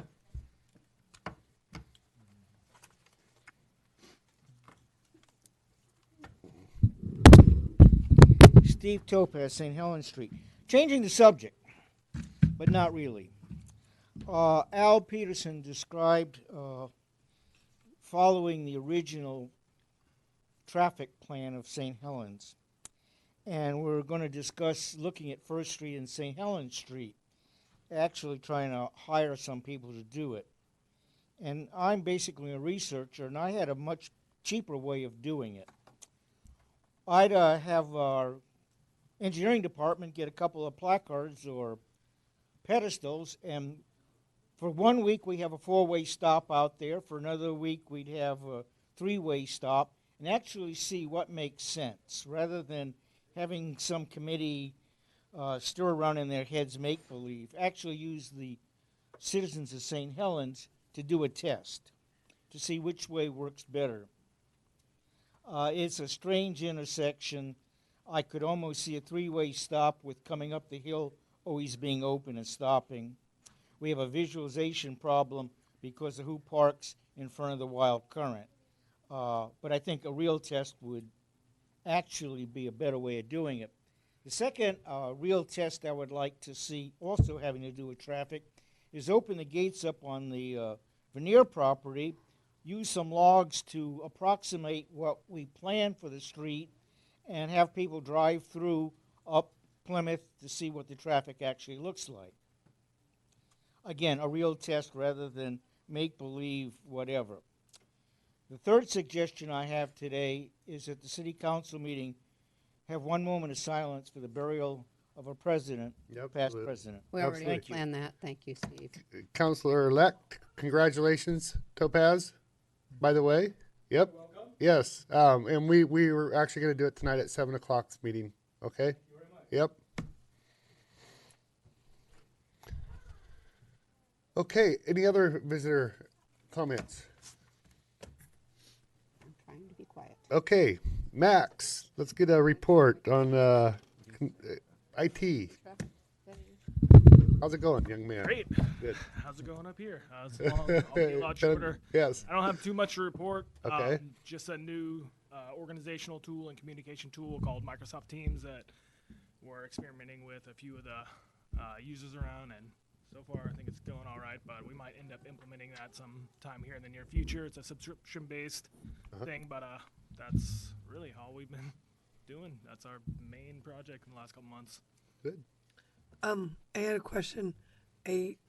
Because I don't have an office here and I don't use the city email per se, I have heard of outages in the email server, and where people are, like, there was communication that was due to me that I didn't get for days, and where I got text messages from city staff because they couldn't count on getting an email to me.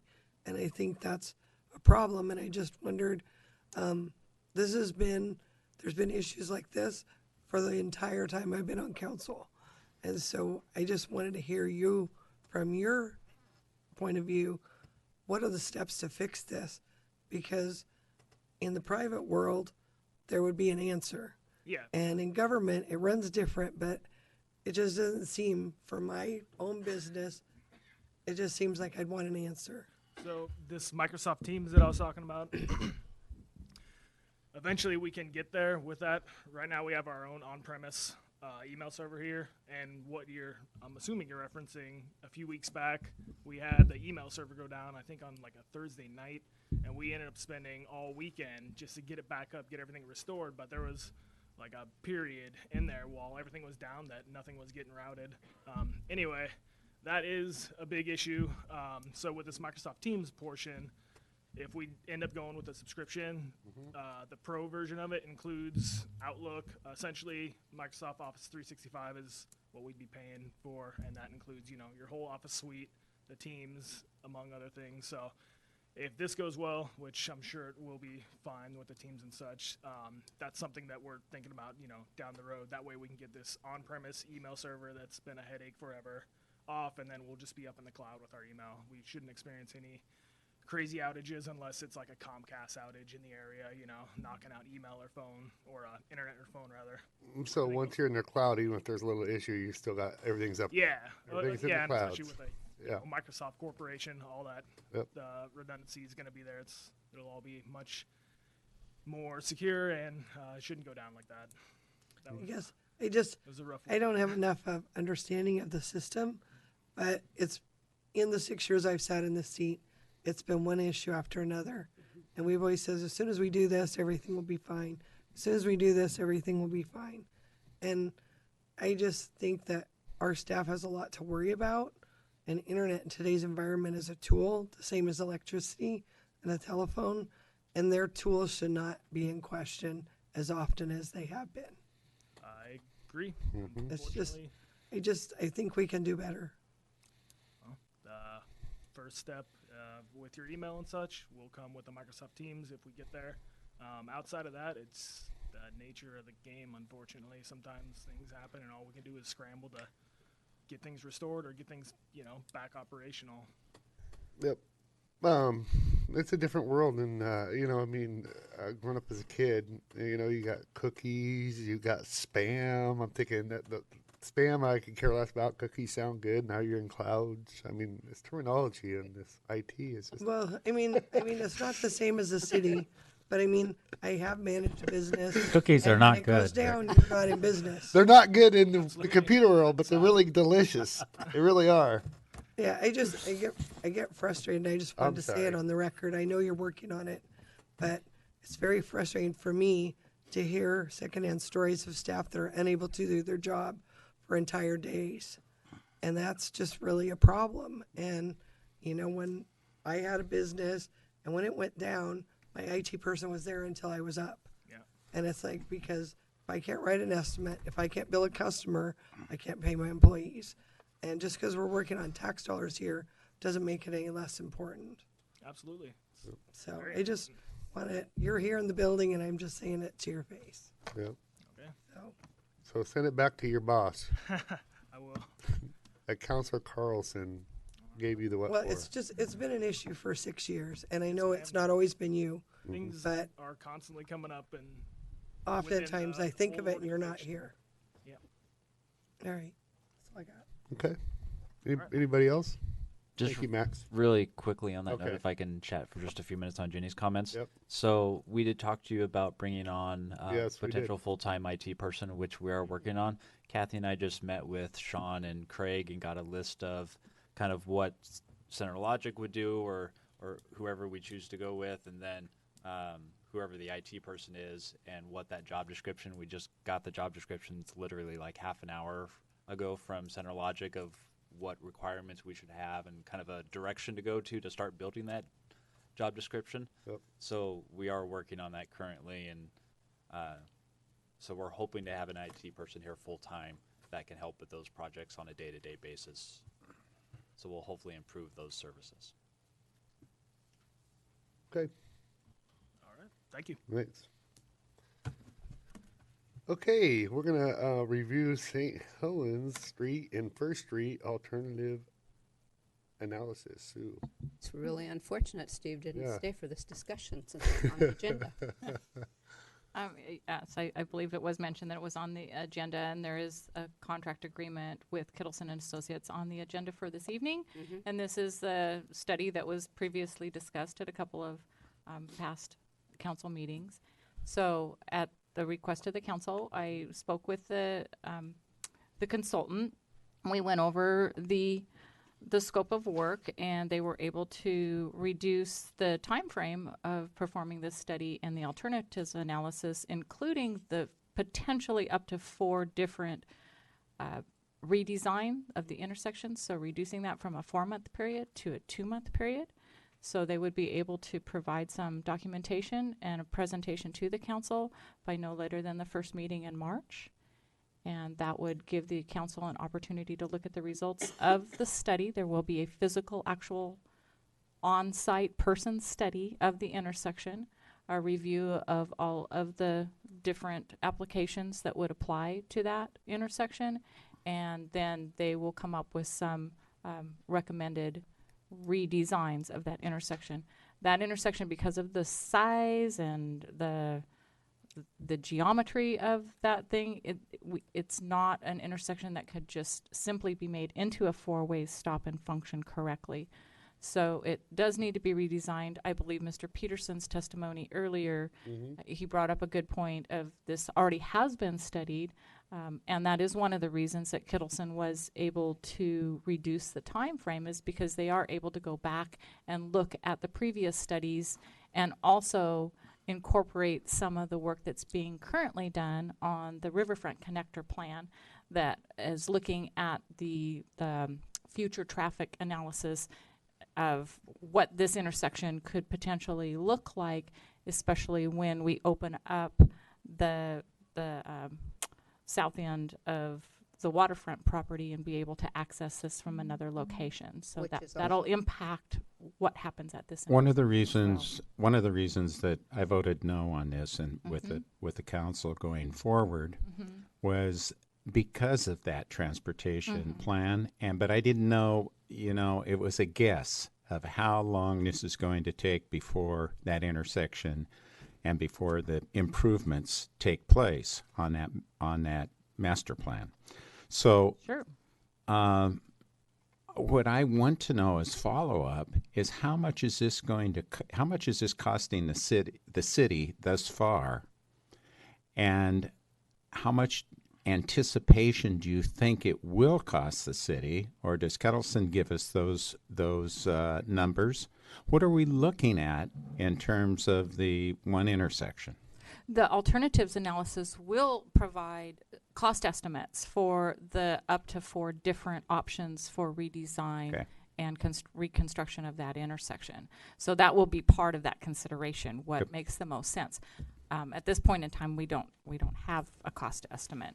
And but part of the reason I believe for going with Kittleson was his involvement in that original plan. 100%. To bring somebody else up to speed on this, this would cost and take a considerable amount of additional effort. So having Kittleson already having the extreme background and history that they have on this whole particular area is very valuable. It's saving a ton of time and money. And it's on really being just able to do jumping this. ahead on that transportation plan and trying to do a piece of it. Correct. Yeah. So it's taking the work that's already been done and expanding on that, because everything that was done in the corridor master plan is all conceptual, and they're recommendations, and there's various recommendations for each one of those critical intersections. They have recommended recommendations, but they're each one is a standalone.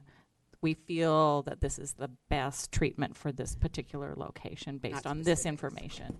But also having some of the information that is currently being done for the waterfront connector will help them in looking at what will be the best treatment and the best long-term solution for this particular location. One more time. Yes. Can you advise the council why we just can't go out there and put a stop sign up? Could you make certain that we all know why that can't happen? You have the power to do that. I know. However, it does not meet any federal or state standards at all it does not warrant that type of control device at that intersection. The traffic counts aren't there. The accident history is not there. So there has to be something there in order for us to do further control than what there already is. So just moving forward on a plan Yes. that we have. Moving already. forward on implementing a plan that's already in place, although the plan does not recommend a 4-way stop, but that is one of the things that they're going to look at and find out if that maybe would be a good treatment for this particular location. So the only thing I see being a maybe down the road is the underground power, right? I mean, that's going to be something that would possibly disturb this intersection if it goes in. That could potentially, but it Yeah. may not affect the actual intersection because power could be in other locations. But it Originally when we actually had the PUD look at putting the power underground along First Street down here, and their recommendation at the time, now this was probably 10 to 12 years ago, was actually installing it behind the buildings, so on the west side of the buildings along First Street there, and then the power would come up from that direction. So it wouldn't actually affect the street at all. But this is just an intersection up here, yeah. Yep. Okay. So, but we're not in danger of anything. We're just following our plan, basically. It's not warranted, but Correct. We can do it. You're kind of talking two different things. Yes. A 4-way stop is not warranted. Yes.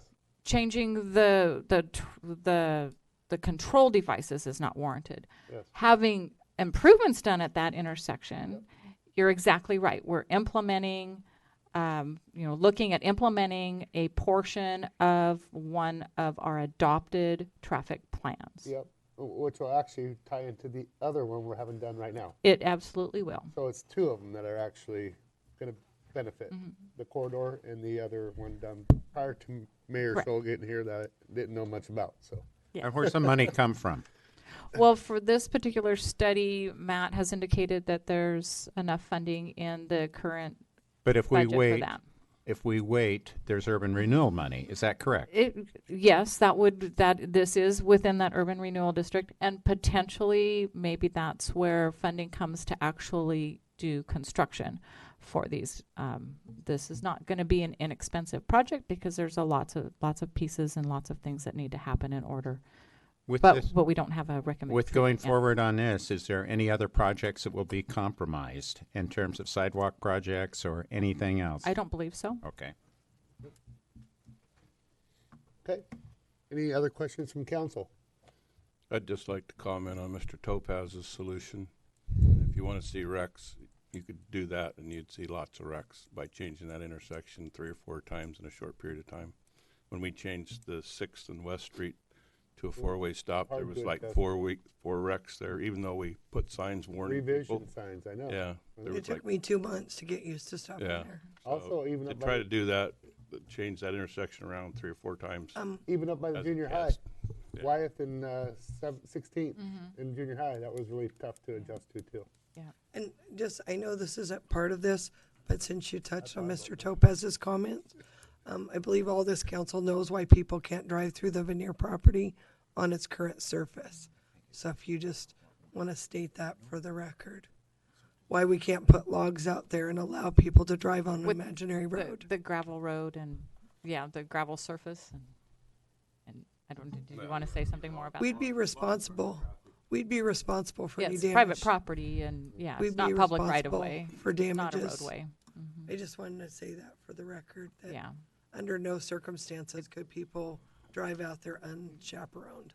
Yes, that's absolutely. So in a couple months, thank you we'll for have bringing something. that up. Is what I heard you say, Sue. Basically, in a couple months. Yes, we'll have if this is agreed upon tonight, they are ready to move forward with it and get their portion of it signed and their documentation, our insurance and everything to us so that they can get right on work onto this, immediately. Any other questions? They've been very, very responsive and cooperative. Good. Okay. Thank you, Sue. Okay, review 2019-20 budget calendar, Matt. I'm going to make a little adjustment to the form that you have in your council packet. There should be plenty to go around, and Kathy can keep some wherever you are around the post. The only change to the one in your council packet are the original dates for that noted a approval for a budget committee chair and the budget calendar. Was originally written on December 5th. I neglected to tell Kathy to put it on the agenda for tonight, so I just changed those dates to December 19th, which will be the next meeting. So every year you guys approve a general outline of the budget calendar. Also included in this is the Urban Renewal Agency budget calendar. The only dates that are really concerning to the council would be the budget committee meetings that I have scheduled near the bottom in April on the 15th and 22nd. So we're proposing 2 meetings. If there needs to be more, we can always schedule them at that time. Kind of depends on how the budget committee goes, but I am hopeful this year that it should go a lot smoother than last year. Is there any reason you picked tax day in particular to have the budget meeting or first budget meeting on that? No. Is that just a date that that just sticks happens out to be you? a great coincidence? Is there any way we can bump it up? Because that happens to be my birthday, and I would really not want to sit in on a budget committee meeting on my birthday. I can. As much as I can, but I it's hate like, that you have to say that. Get a cake for heaven's sake. Yeah, I'll bring dessert. I'll buy you a cake. I'll even put a couple candles on it. All right, let's have it. Let's If- do it. if you guys would buy a like cake? to- Great. If you would like to change the dates of the budget committee meetings, that's No, up to you guys as are a buying council, cake. but- You already said it. Is it in the budget? Is it in the budget? Yeah. Yeah, trying to schedule city council, budget committee members, It's a staff. piece of cake. That's right. It's cake in the budget. That's what I want to know. Do we budget for it, Matt? The cake? I will find the money for Okay. the cake. All right, Yeah, I'm good. maybe I'm good we'll with use that. council discretionary funds. Well, of course. Is that okay with you guys? I'll take up a donation. I'll put a jar outside my office. Okay. So Yep. people can just drop a buck in or something. So if this calendar looks okay to you, then that can be the end of the discussion. Like I said, more meetings, if they are required, can always be added after the first initial two. So, but we do plan on having the urban renewal meetings on the same night as the budget committee, just to conserve time and time Yeah, they- management of meetings. They roll into each other. Correct. Yep. Any questions or comments? On the 19th, you said approved budget committee chair. Can you give us a little format on that? Correct. So that is just a general resolution that you pass as a council to approve. Usually it's me, the finance director, as the budget committee chair every year. So that's just a formal process for Oregon budget Okay, law. I got it. Thank you. What's the 49th date? 49th? Did I get a 49th in there? 12/49/18. Is that sometime in January? Oh, 12/49. we'll get that changed yeah. to the 19th there. Yeah. A little typo in my last 5 minutes before the meeting. But we know it's the 19th. It's January and a half. Yeah, it's a really I long wonder if we month need to this come year. up to your office to see your calendar, I guess. I don't even have a calendar. Oh, there's the problem. That could be. Well, I'm hardly there anyways. I'm always But, somewhere else. Matt, I don't know if you answered my question or not. My question was more specifically oriented towards the committee as a whole, aside from you. Because we do have another committee chair to move the meetings along. Correct. That'll be our first meeting, right? In April? Will that be our first meeting? Correct. That would be the first meeting when you elect a new budget chair. We'll be having cake that meeting too.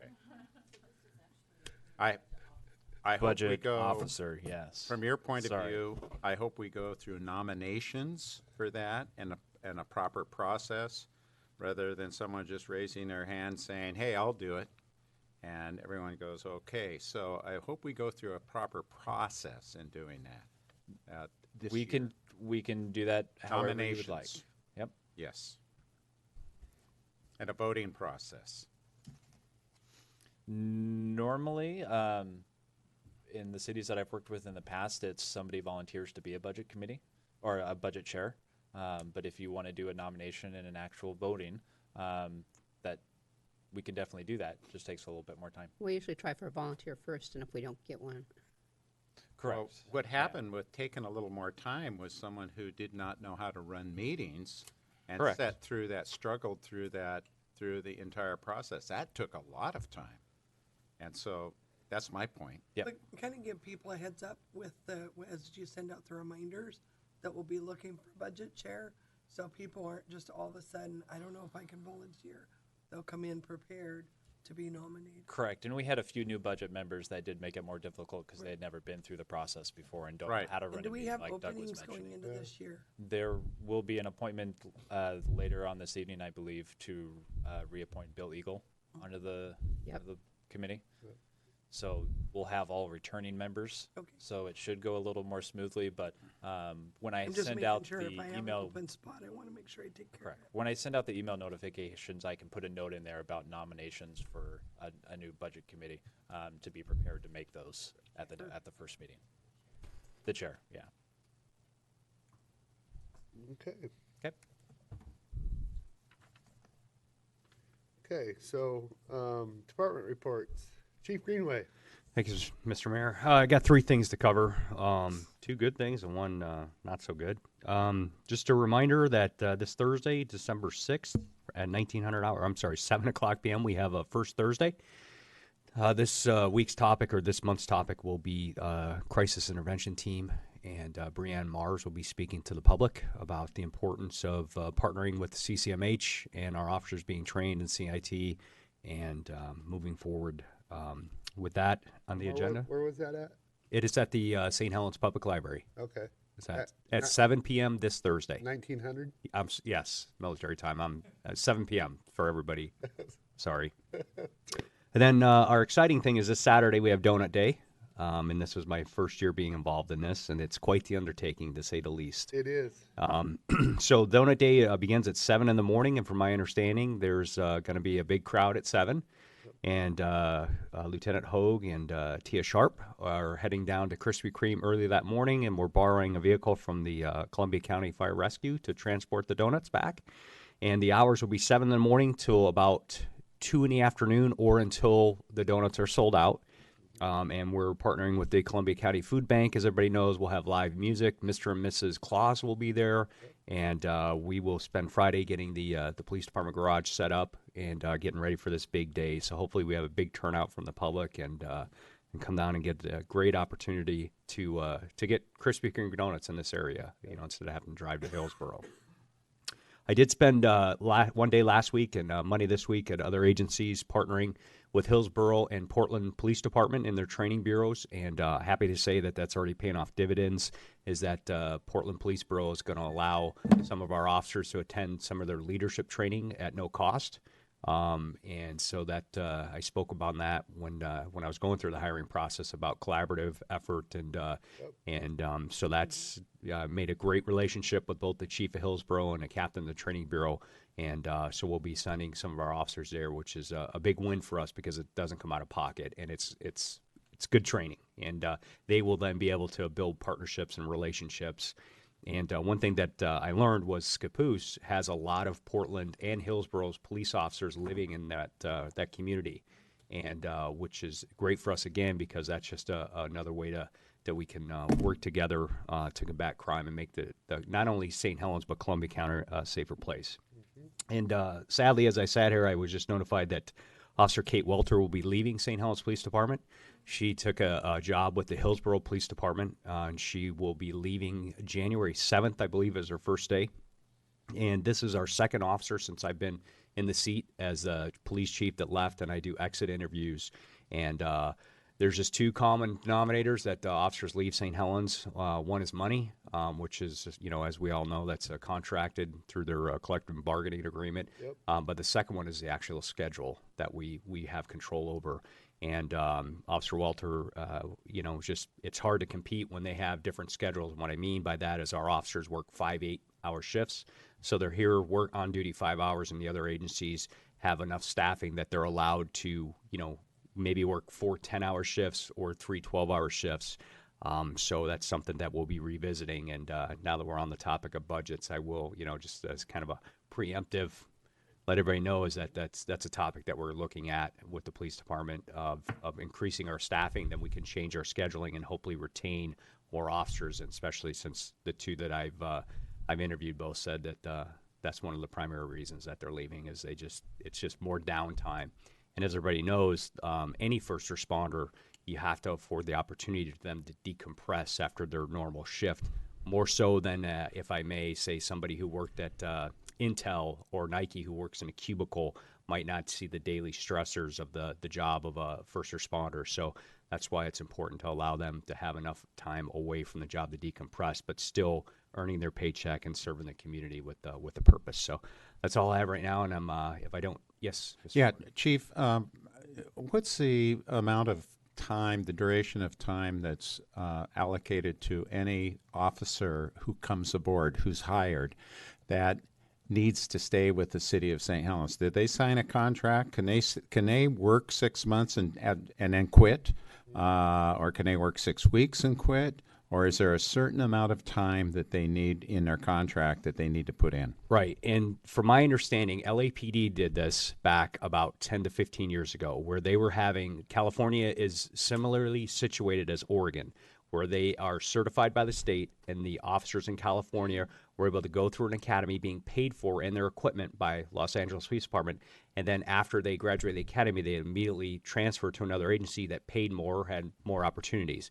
So LAPD had attempted to have them sign a contract to where they had to either reimburse the city through training, the training expenses and or equipment expenses put out, but the courts had deemed that was unconstitutional, and they stopped doing it. Now, I did have conversations with Councilor Locke when I first came about possibly implementing that.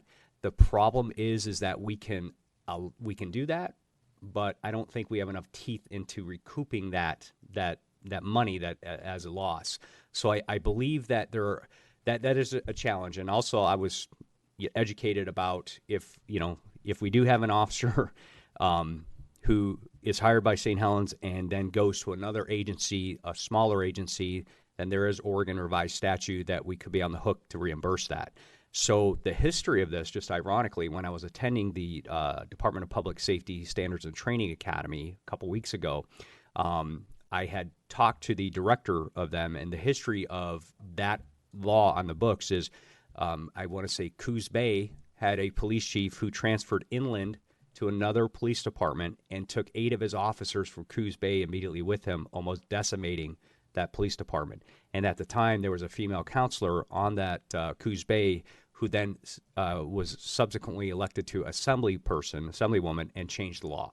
That if you have, so we're working through that right now, an issue. But as far just a direct question, I don't believe that we have the authority. But I'm not an attorney, counselor. I don't know, but there's other steps we can take. I believe the housing incentive that you offer is a huge step. I really, in fact, when I tell other candidates, because I am no slouch about trying to recruit officers already trained from Hillsborough or Portland. Hey, we hire, this is a great bedroom community. You don't have to deal with traffic. And then I throw out that $25,000, their eyes get open. And that's a good tool to recruit and retain. And I believe that scheduling would be another one. The pay is the pay. I mean, there's not a whole lot we can do. We don't have Intel. We don't have Nike that back us. And we don't have a whole lot of residents for the tax purposes. But if we can change little things, we'll be able to retain. But I hopefully, in a roundabout way, that answered your question. Yeah, you did. And it sounds like we're getting a little like the NFL or the NBA, right? Exactly. It's frustrating because, honestly, Officer Welter is a fantastic officer. I mean, she really is. And that one stings a little bit. Officer Thompson as well. That one stung a little bit too. But the longer I'm here, my tenure, and then I get close to these officers and understand their capabilities, and then to have them walk out the door. And not that I buy into rumors. I'm a very factual person, but there are rumors of other officers looking at other agencies from St. Helens that offer a better scheduling package, so to speak. So, thank you.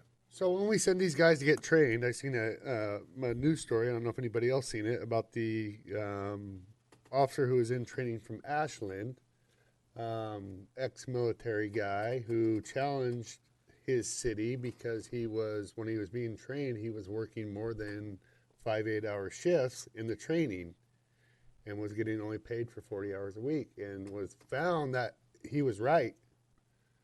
But he was also let go for undisclosed circumstances, and it looks very bad because he never made it through his training. But man, my heart really went out to that guy. I really genuinely, he had it in his blood, as far as his dad was a police officer. He was a military.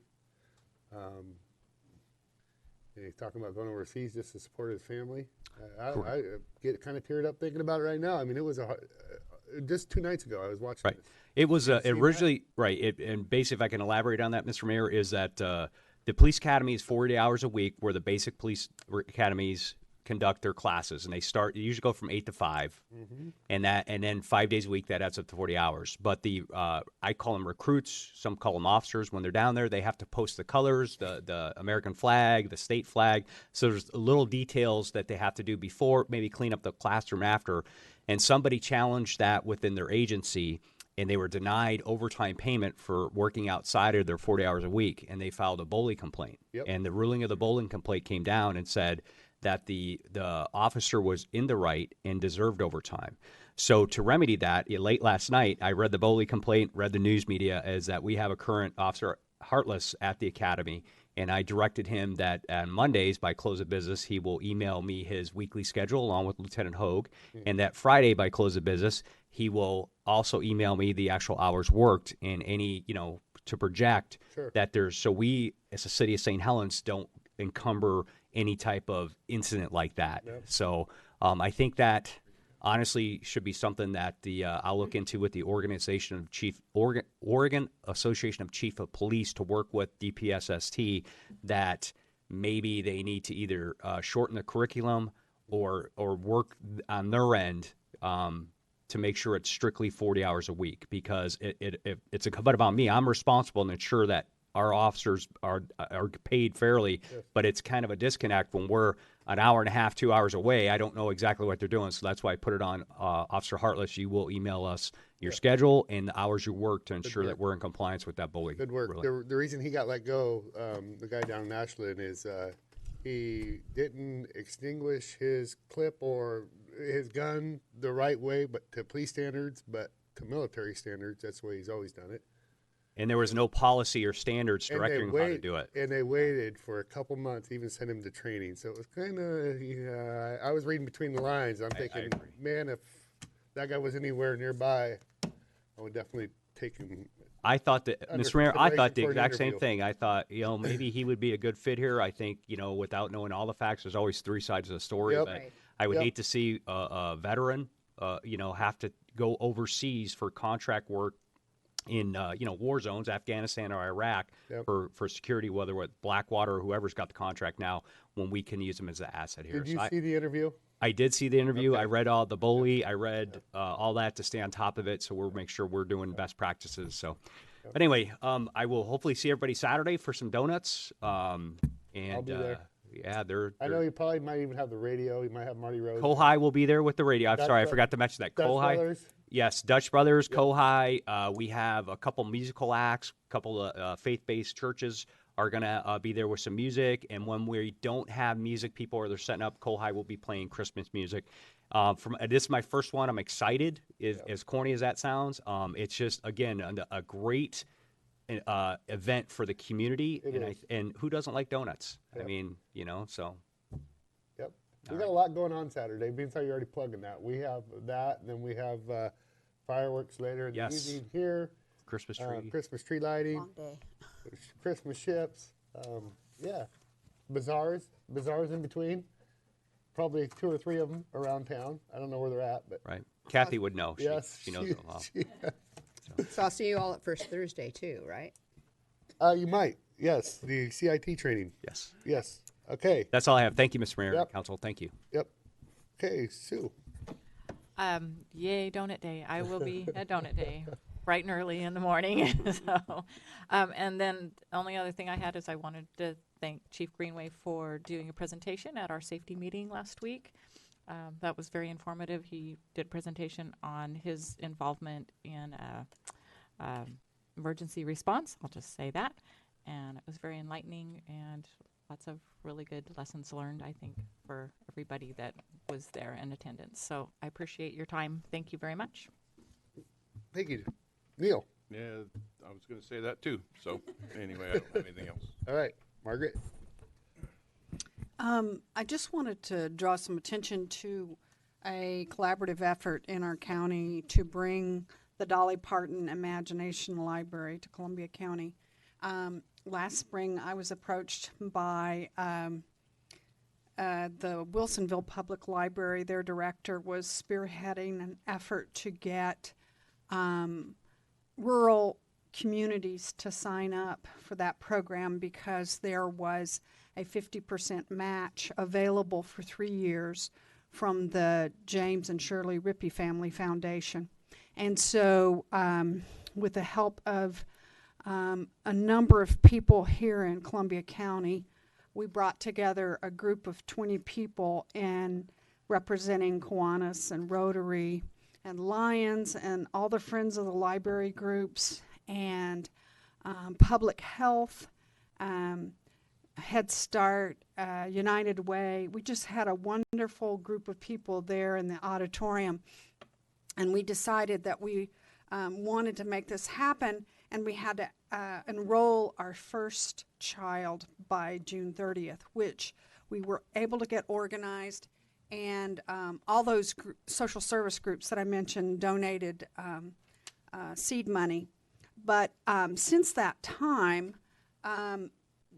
the group has applied for grants, and we've gotten Cultural Coalition grants, Ford Family Foundation grants, donations from the county commissioners, and most significantly, recently, one of our library board members wrote a grant to Oregon Community Foundation, and we were just awarded $10,000. Nice. So our biggest challenge at the moment is getting children enrolled, because some of the money that we have received has to be consumed within the year. And so we've had people signing up children at the Children's Fair and other events. Also, they get signed up at Head Start and at Public Health and at CAT. But the program sends a high-quality book once a month to the home of children who have not yet reached their 5th birthday. So this is birth up until 5. Once a month.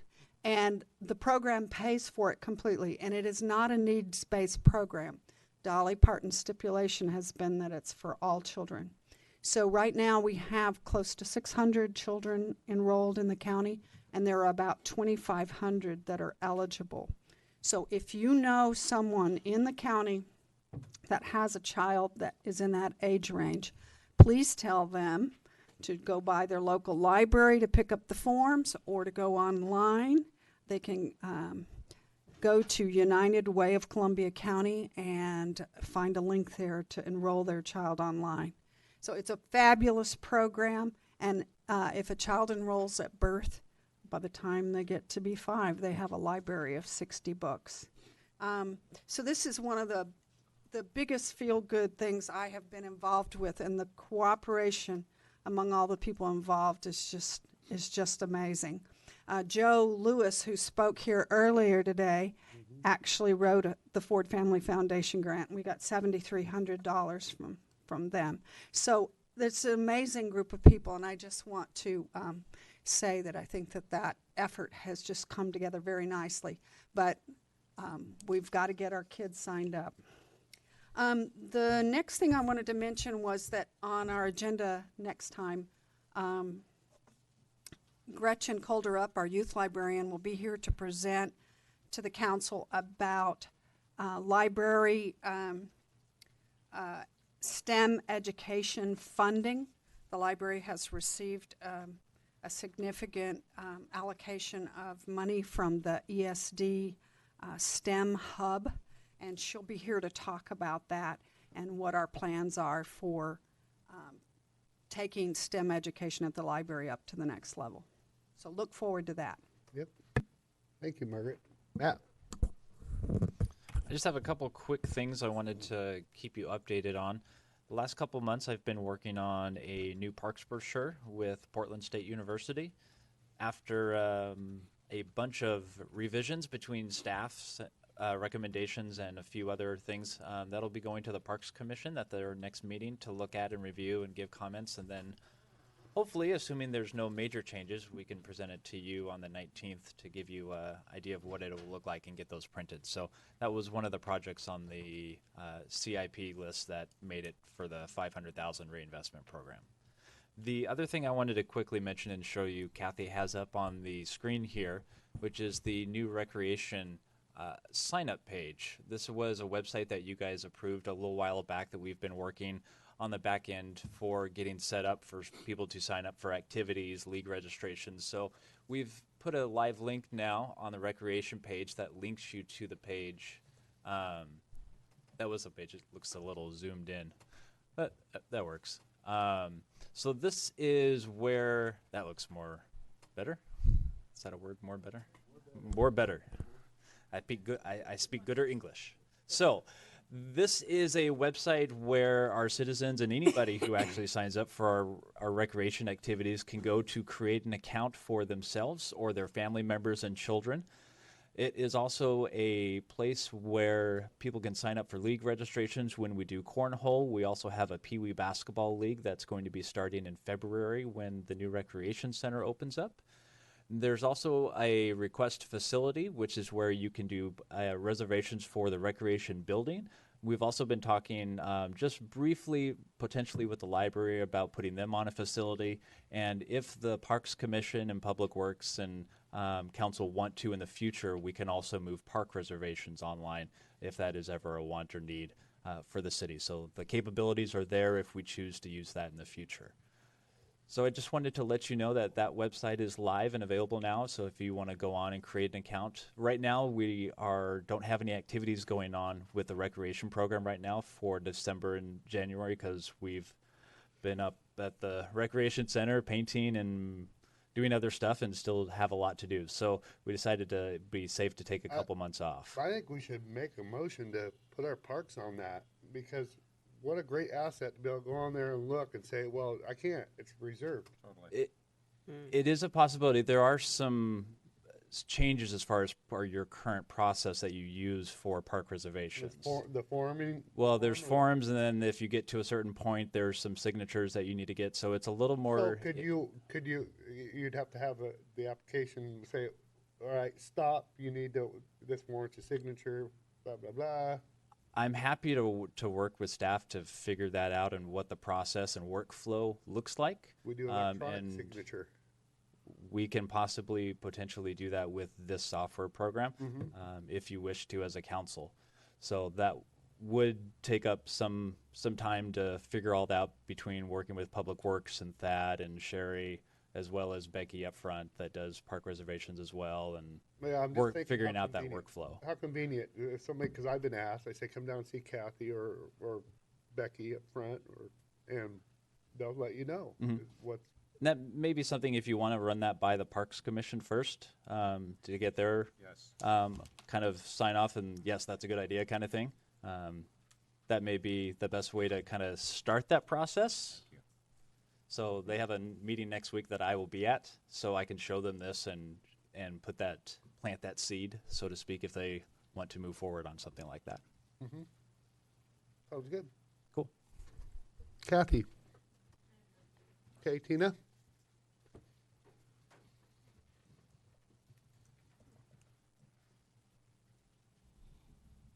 Hello, Council. Thank you for all of the things that you're doing to make the holiday season cheery and bright.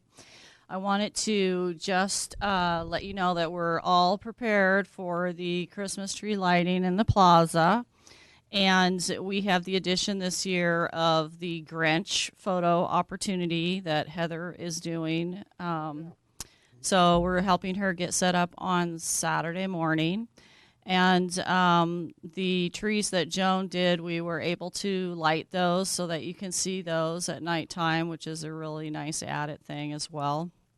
And I wanted to let you know that I've had a number of meetings with merchants and with citizens regarding events coming up for 2019 and making some changes, not major changes, but just changes in delivery for the guests that come from out of town and some new ideas that we're talking about. And, you guys might want to know about that when when it's further along. But anyway, everybody's been very helpful. Thanks to Neil and his team, and Thad and his team, and Roger, and all of the work crew that comes down and stands in the bucket when it's freezing cold. I picked out the Christmas tree. Awesome. So it's everything is looking like it's going to be great for Saturday. And we'll be serving hot cocoa and candy canes from Santa. So if anyone has any questions. I think last year we had like 450 cups of hot cocoa. Yes. Something like that. How many candy canes, I wonder, do we need? I know that our own Councilor Com will be playing Mrs. Claus. We could hand out Do we Krispy know? Kreme donuts if they run short. Oh yeah, remember? Do we know how many candy canes we need? I don't know. How did we do the candy canes last year? We're going to be doing them, so I So got to Merle figure did that them? out. We had a few hundred in reserve, and those all went. Besides what he had. And he had quite a few too. So we There should were ask several him. hundred as well. Okay. So we shoot for need 500. 100. Yep. All what I would. right. Well, A lot of lap. No, well, I think you'll have quite a few people down here. I think so too, because people are excited about the fireworks and the Christmas ships and Yep. everything else that's going on. Yeah, I so think there'll be a lot. Tina, Okay. thanks for giving kudos to the Public Works because they went overboard in helping you facilitate your plans with all the events. Yeah. And a lot of times they dropped what they were doing and in moments notice came out.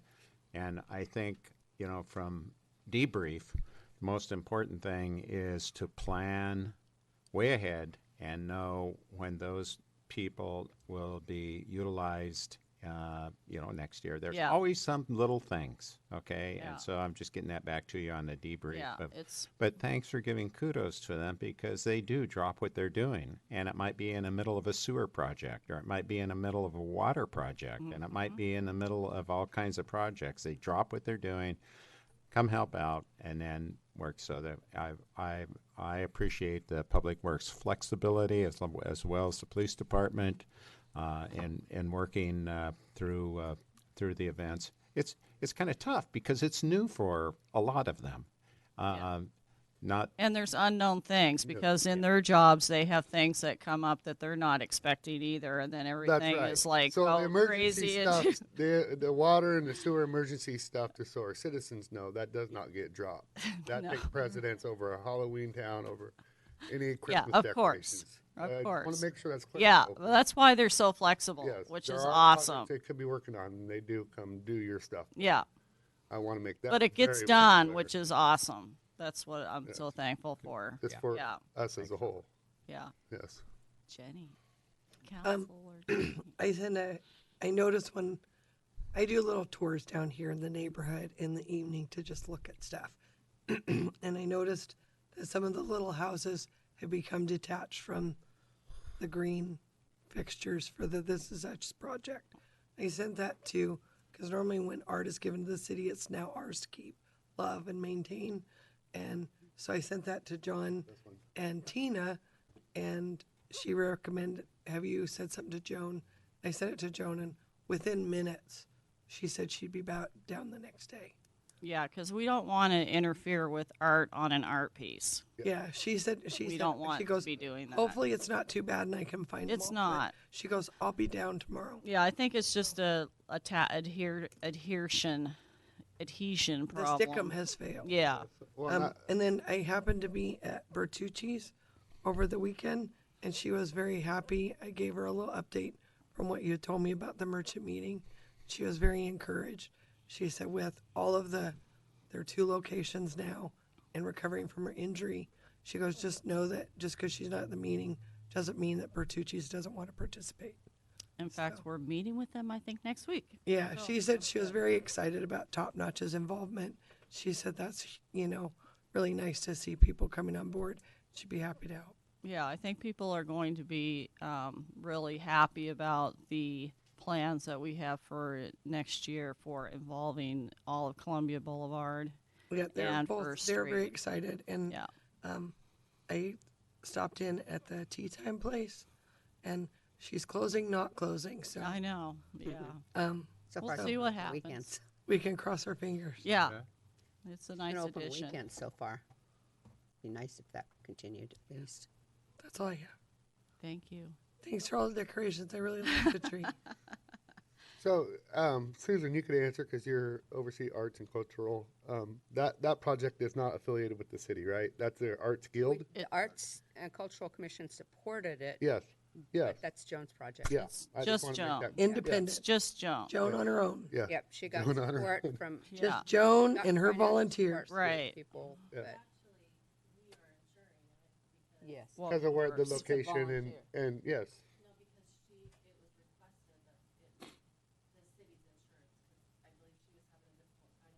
That's why she presented it to us, right? Yeah. Yes. Right, but it's not Columbia Arts Guild and it's not the Arts and Cultural Commission. No. Has it been officially donated to the city? No. Yeah, I didn't. Somewhat. Yeah. Oh. Well, it's possible. Yeah, it's possible that she's it may holding be on to displayed it up 'cause at at the chamber. chamber. That's what we're hoping. So it Oh. would be undercover That would be a good in that area. I yeah. think that's a good spot for it too. Super. But, Okay. all right. Thank you very much. you. Thank you. Okay, John.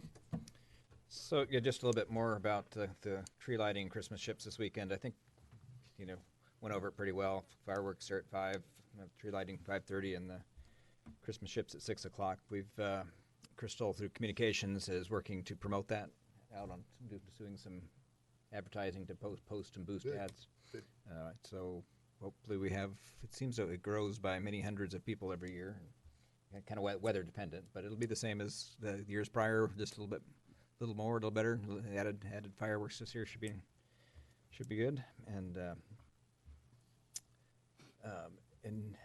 none of that or anything else here would be possible without the other departments kicking in. I mean, it's public works, it's public safety, it's admin folks, everybody kind of, we call it tourism under this event, but really it's much more of a more communal effort to make this all happen. For some time now, I've been wanting to have a council retreat just focused on tourism and events to kind of go over the council's goals and vision, and have some clear expectations of the contractor. Her E2C's contract is up at the end of this year, and she's already working and planning into the next year and talking about what that means. So probably sooner is better than later. Also, I wanted to talk about the council talked about doing a council goals exercise, and I've reached out to Jensen Strategies, Eric Jensen, that did our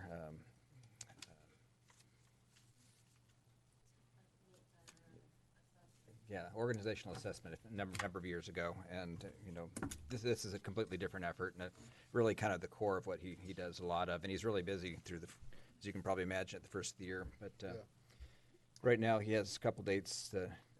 January 23rd or the 31st are open on his calendar, and I might quickly review the process. What days are those? 23rd and it's a Wednesday or a Thursday, off council Wednesday. And there's a little bit of pre work that goes into that. There's interviews with staff, department heads, and counselors on the council goals, and then he kind of culminates all that work in a workshop with the council. So that's kind of what I envisioned too. And then the product is about it's a little more broader too. There is assigning roles and responsibilities, performance metrics, and really assigning tasks, and it has some breaks it down. It's good at that. Yeah.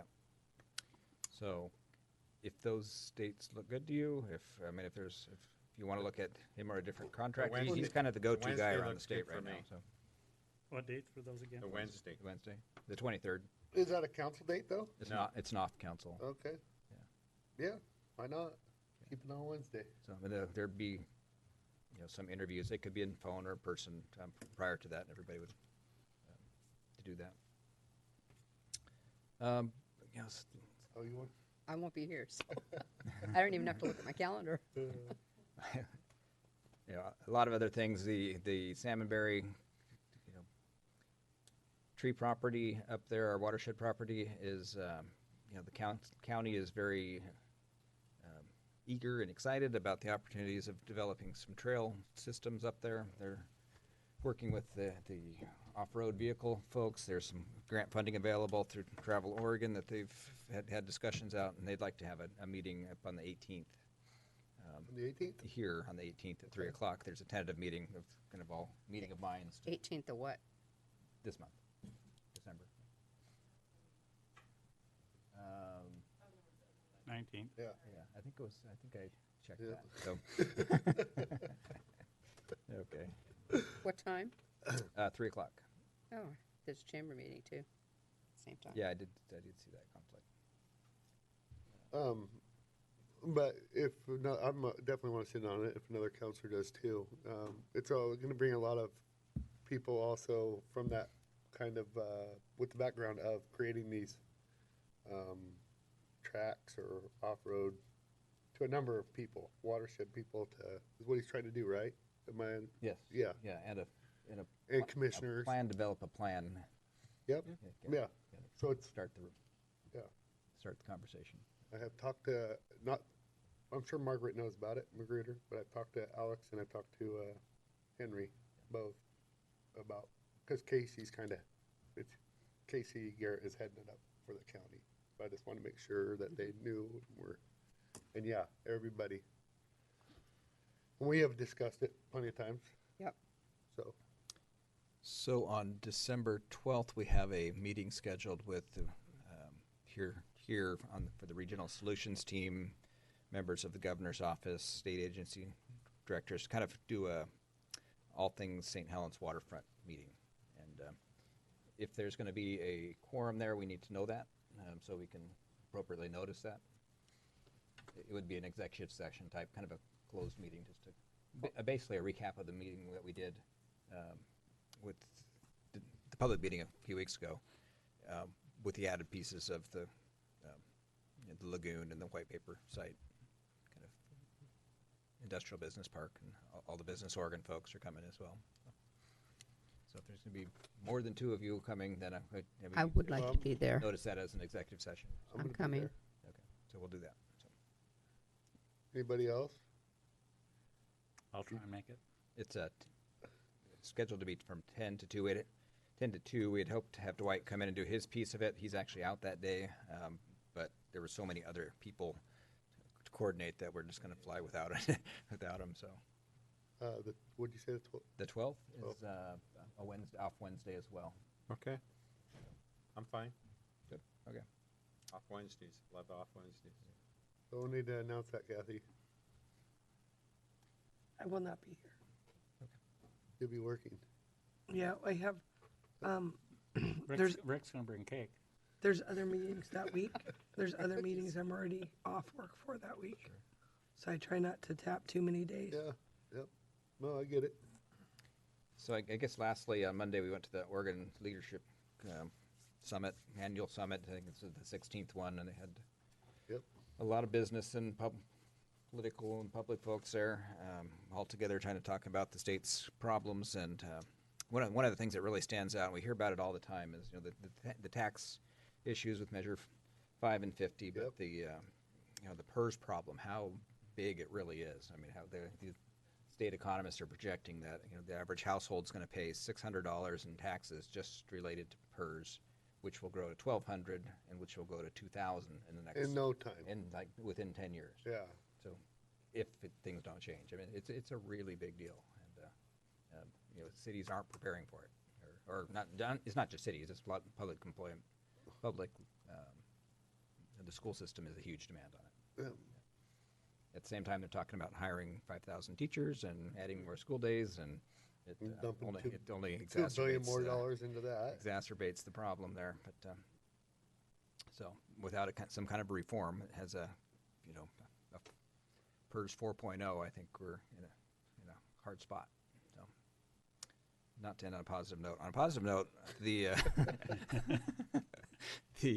have to give a compliment to the mayor and council for how well played the citizen comment was this afternoon. That was very, very well done. So. Thanks. Yep. Okay, Councilor Locke. I'm good. Really? Tonight. Really? Tonight, later. Okay.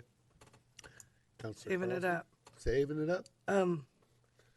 I hope it's okay that last year and the year before, there was youth counselors that came and volunteered at Donut Day. So I have 2 people that come, and you just use them wherever you need them, whether it's putting kids on Santa's lap or handing donuts to people. So they're supposed to be there at 7. The other thing is, I didn't know. I've thought about it for a while. We talked about when we first created the Urban Renewal Agency that it would be just us. But now as things are starting to happen, I just want to make sure the council has a plan to add some citizen involvement into urban renewal. The thing that we have heard at every time we've convened is more input than just us. And so whatever that looks like, whether that's 2 additional members, whether that's 3 additional members, that we have something that increases the collectiveness. And with Susan leaving and soon Keith leaving, I just think that it bears more conversation about what urban renewal looks like going forward. I just want to put it out there. I talked about it on the way out last meeting. So I wanted to have more conversation on what the next step is in growing it beyond this 5. The other thing is I didn't know if we have a plan for the port people that came and gave testimony today, if there was any provision in any way that we could collect our stuff and release a letter to the port before their meeting on Wednesday. That's why I asked about if they were taking written testimony. Maybe it doesn't have to be a proclamation in this room or an ordinance, but just a letter signed by all of us that says we want to talk about the rail safety study. Slow down and let's check this. Just to reiterate what Mayor Scholl said and what he translated to the citizens. We might not be able to do a proclamation today, but can we put something together that puts in writing to go to their meeting that says, we stand with these people in concerns for the safety of our citizens. Not against jobs, but for safety. Yeah, for real impact study. Yeah, I just think that we can put a letter together I think we in a can do week. something like that. We don't need a proclamation or ordinance, but we can put something together that says, this is how we feel, and put it in writing. I'd support that. I just think We that are it concerned doesn't with have safety. to be all the legalese and or whereas, wherefore, whatever. It could just be, we gave this oral testimony in your meeting. Here's a written copy, and send it to them. John, will staff have time to work through that, through what? We can certainly make a. We're not talking about a resolution. We're just No. talking about No, a letter. Okay. A letter. Just All a right. letter. And then That's like talking about staff, and I'm thinking, oh no. No, we're putting together here. Kathy's nodding at me when I said a week is enough time to do a letter. Kathy I mean, didn't look at you're me not like, gonna draft it, and I'm not going to draft it. So Yeah. staff is a solution to do that. so I just, I wanted to bring that out. And the other thing, and just on my personal, as I hear more and more, every time I hear something about a business closing or a business limiting hours or business laying off people, this council has talked about programs about facade improvement grants, CLG grants, ways that we can better partner with landlords to get storefronts full.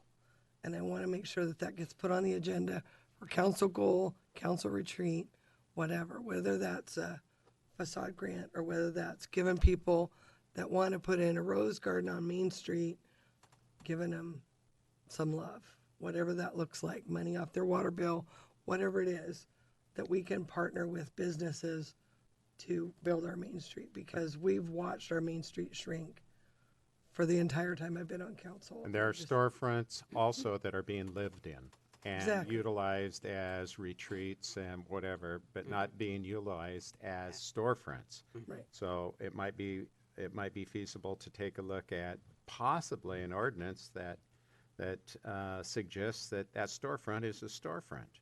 And that isn't happening right down here, and Right. it isn't happening up in Holton either. But I mean, I know using the word Portland is always a downer in this room, but Portland got serious about filling vacancies and did a program over 3 or 4 years, and then they didn't have vacancies.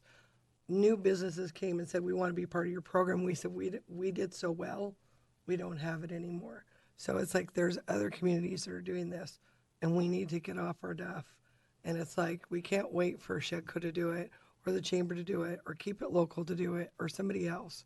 We need to start listening to our locals and saying, we're going to make space for business in this community, because that's how we're going to dig ourselves out of economic troubles, is by having more taxes, more businesses, more employment, more revenue. And we just have to get serious and put it on our list instead of talking about it every year and it never happens. So kind of what you're talking about, though, is part of our urban renewal. It does target exactly what you're talking about, a zero or low interest loans for any business, but also target storefront facades as far as getting Right, rid of the but blight. there's money out there right now. If we could just act as a coordinator and a conduit to connect people to money that is already there. That's not urban renewal, not wait 5 years, wait 10 years, wait, in the spring, we're going to do this. Because there is money that Like- Mary, whatever is. MacArthur. Mary MacArthur has money. She talked about it at our quarterly meeting.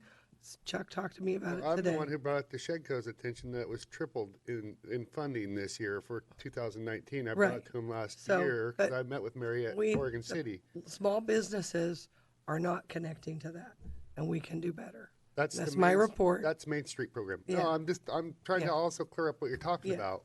I want to make sure that the funding that you're talking about, it's a Main Street program that you have to apply for in a grant form. Right, but I'm telling you, you can argue with me if you want, but Mary Marsh and Chuck Daughtry both said businesses can apply. They don't have to go through Main Street. They can apply to Mary. But They where- don't have to do that. Where are OPAC. those two people when we really need them? That's Where COPAC. are they? My We're paying- report we're is, paying- my report is that I'm just saying on the record. Yeah, I know. I'm tired of talking about it. Yeah. I'm asking staff to make the contact and get that information so we can move forward. Because I've listened to it and I brought it up for 6 years and it never happens. And I'm just at the point now, it's like it's on me.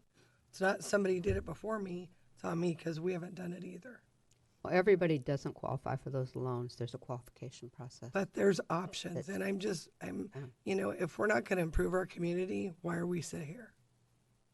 I'm not disagreeing. Well, yeah, So- and I agree with you too. Nobody's disagreeing, and I kind of take offense that I've been working diligently, and I feel I can only speak for myself.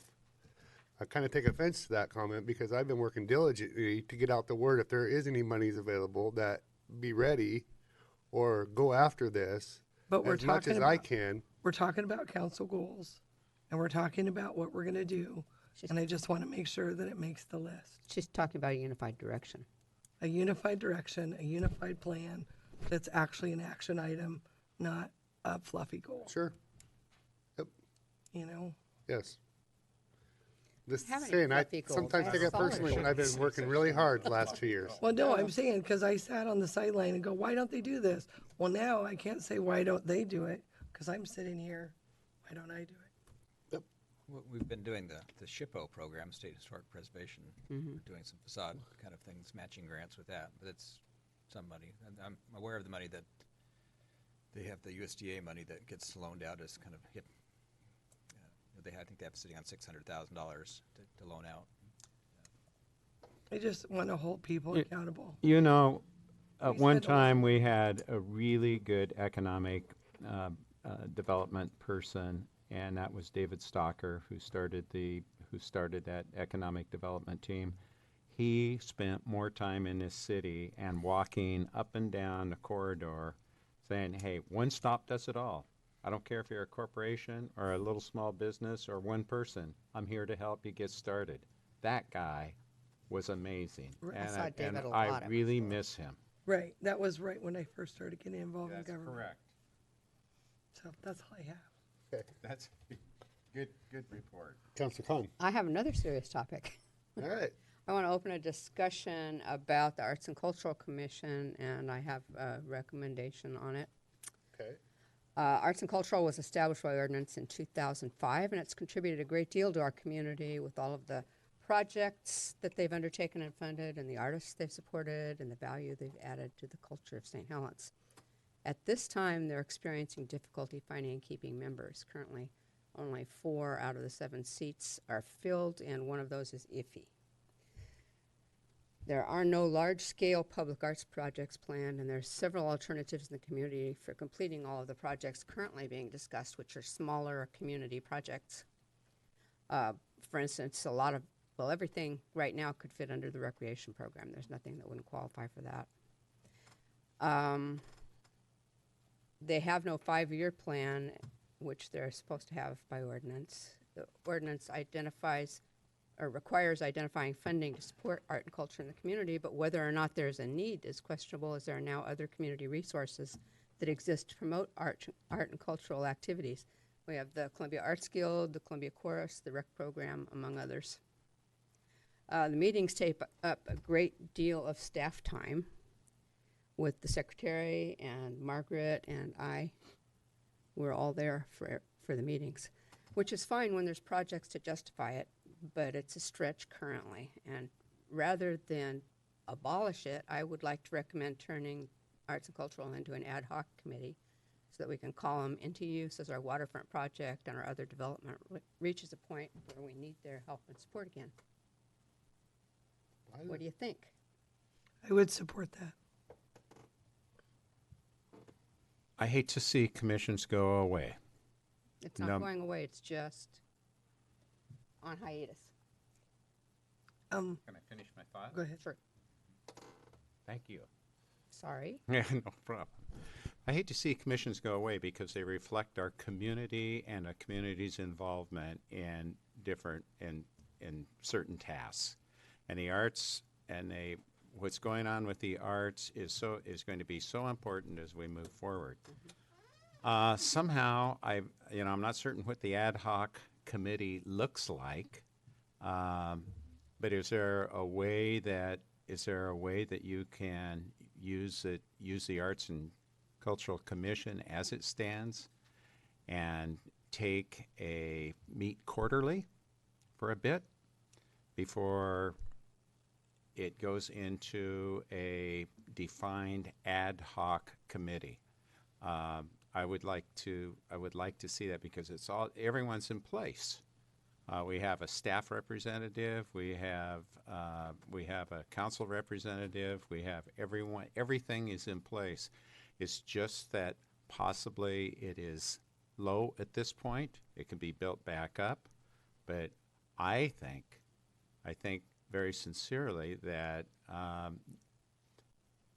taking a commission and put it into an ad hoc committee with a vote in here at this time, I'm not certain if that's the right move to make. Not that I'm opposed, I just want to see what the ad hoc committee looks like. Margaret, did you want to weigh in on it?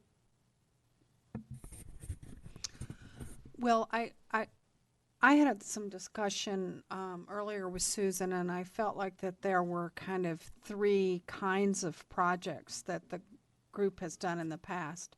The very large-scale projects, like the banners along Old Portland Road and the sculptures that are out on the highway, are probably the kinds of things that we will see an opportunity to do once the waterfront is developed and there's maybe a focal point in the development for art. It wouldn't be outside the realm of possibility for those art projects to be executed by having requests for proposals from artists who could come to the council and present those concepts. And I would even think that having a public hearing that the council conducts that involves citizen input and response to those projects would create an environment where there would be greater acceptance by the community. I think that the Arts and Cultural Commission had difficulty getting that kind of public acceptance. There was a strong reaction to the most recent sculptures. And I think the Arts and Cultural Commission did a lot to try to reach out after that and started turning their focus to more community-based community involvement. But a lot of that kind of activity could very well be under the direction of the recreation program.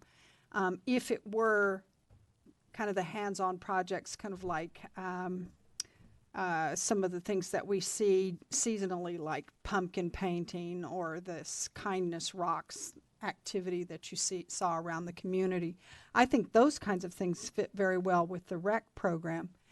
There's kind of a middle ground, and that's where you see maybe execution of a mural or something like a chalk art event where you bring people together to engage in something that has some kind of broad-based coordination needed.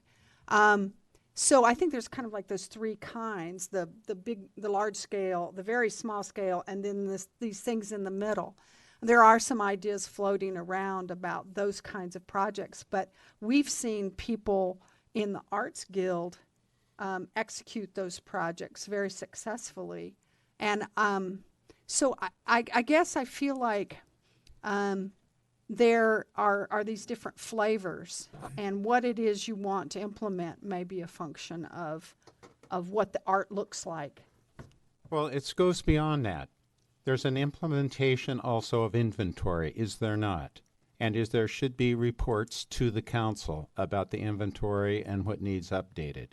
I haven't seen that in quite some time with the Arts and Cultural Commission. I don't know if you have someone who oversees that on a certain basis and comes to the council and recommends that this be updated or that be updated, or maintenance needs to happen on this or maintenance needs to happen on that, and report back into Public Works so Public Works can do that. Because after all, those monuments do belong to the city, and they do need maintenance.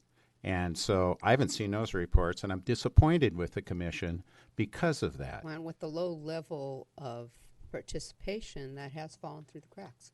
Yeah, I understand that. I understand that. But the most important point, it's part of our governing system. It's part of a system that reports to the council about the art and culture of what's going on in our community. It's a government kind of, it's part of our governing system. And I think that that is essential. And so that's where I'm weighing in from my philosophical point of view, is that if it starts to go to an ad hoc committee, well, we've just let loose on procedures, and we're going to let another volcano erupt in the middle of our town, and all of a sudden there's not any checks and balances. Hold on.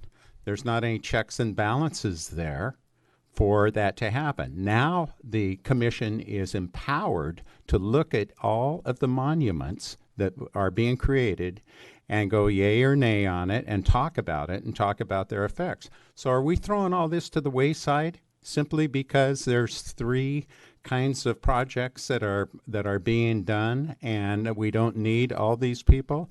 We're throwing away part of our governing system that was thought about and took some time to create, and it's there. So I have an argument with it. I'd like to make a motion that we have Public Works every quarter check out those monuments and do any maintenance that needs to be done to those bigger, larger monuments.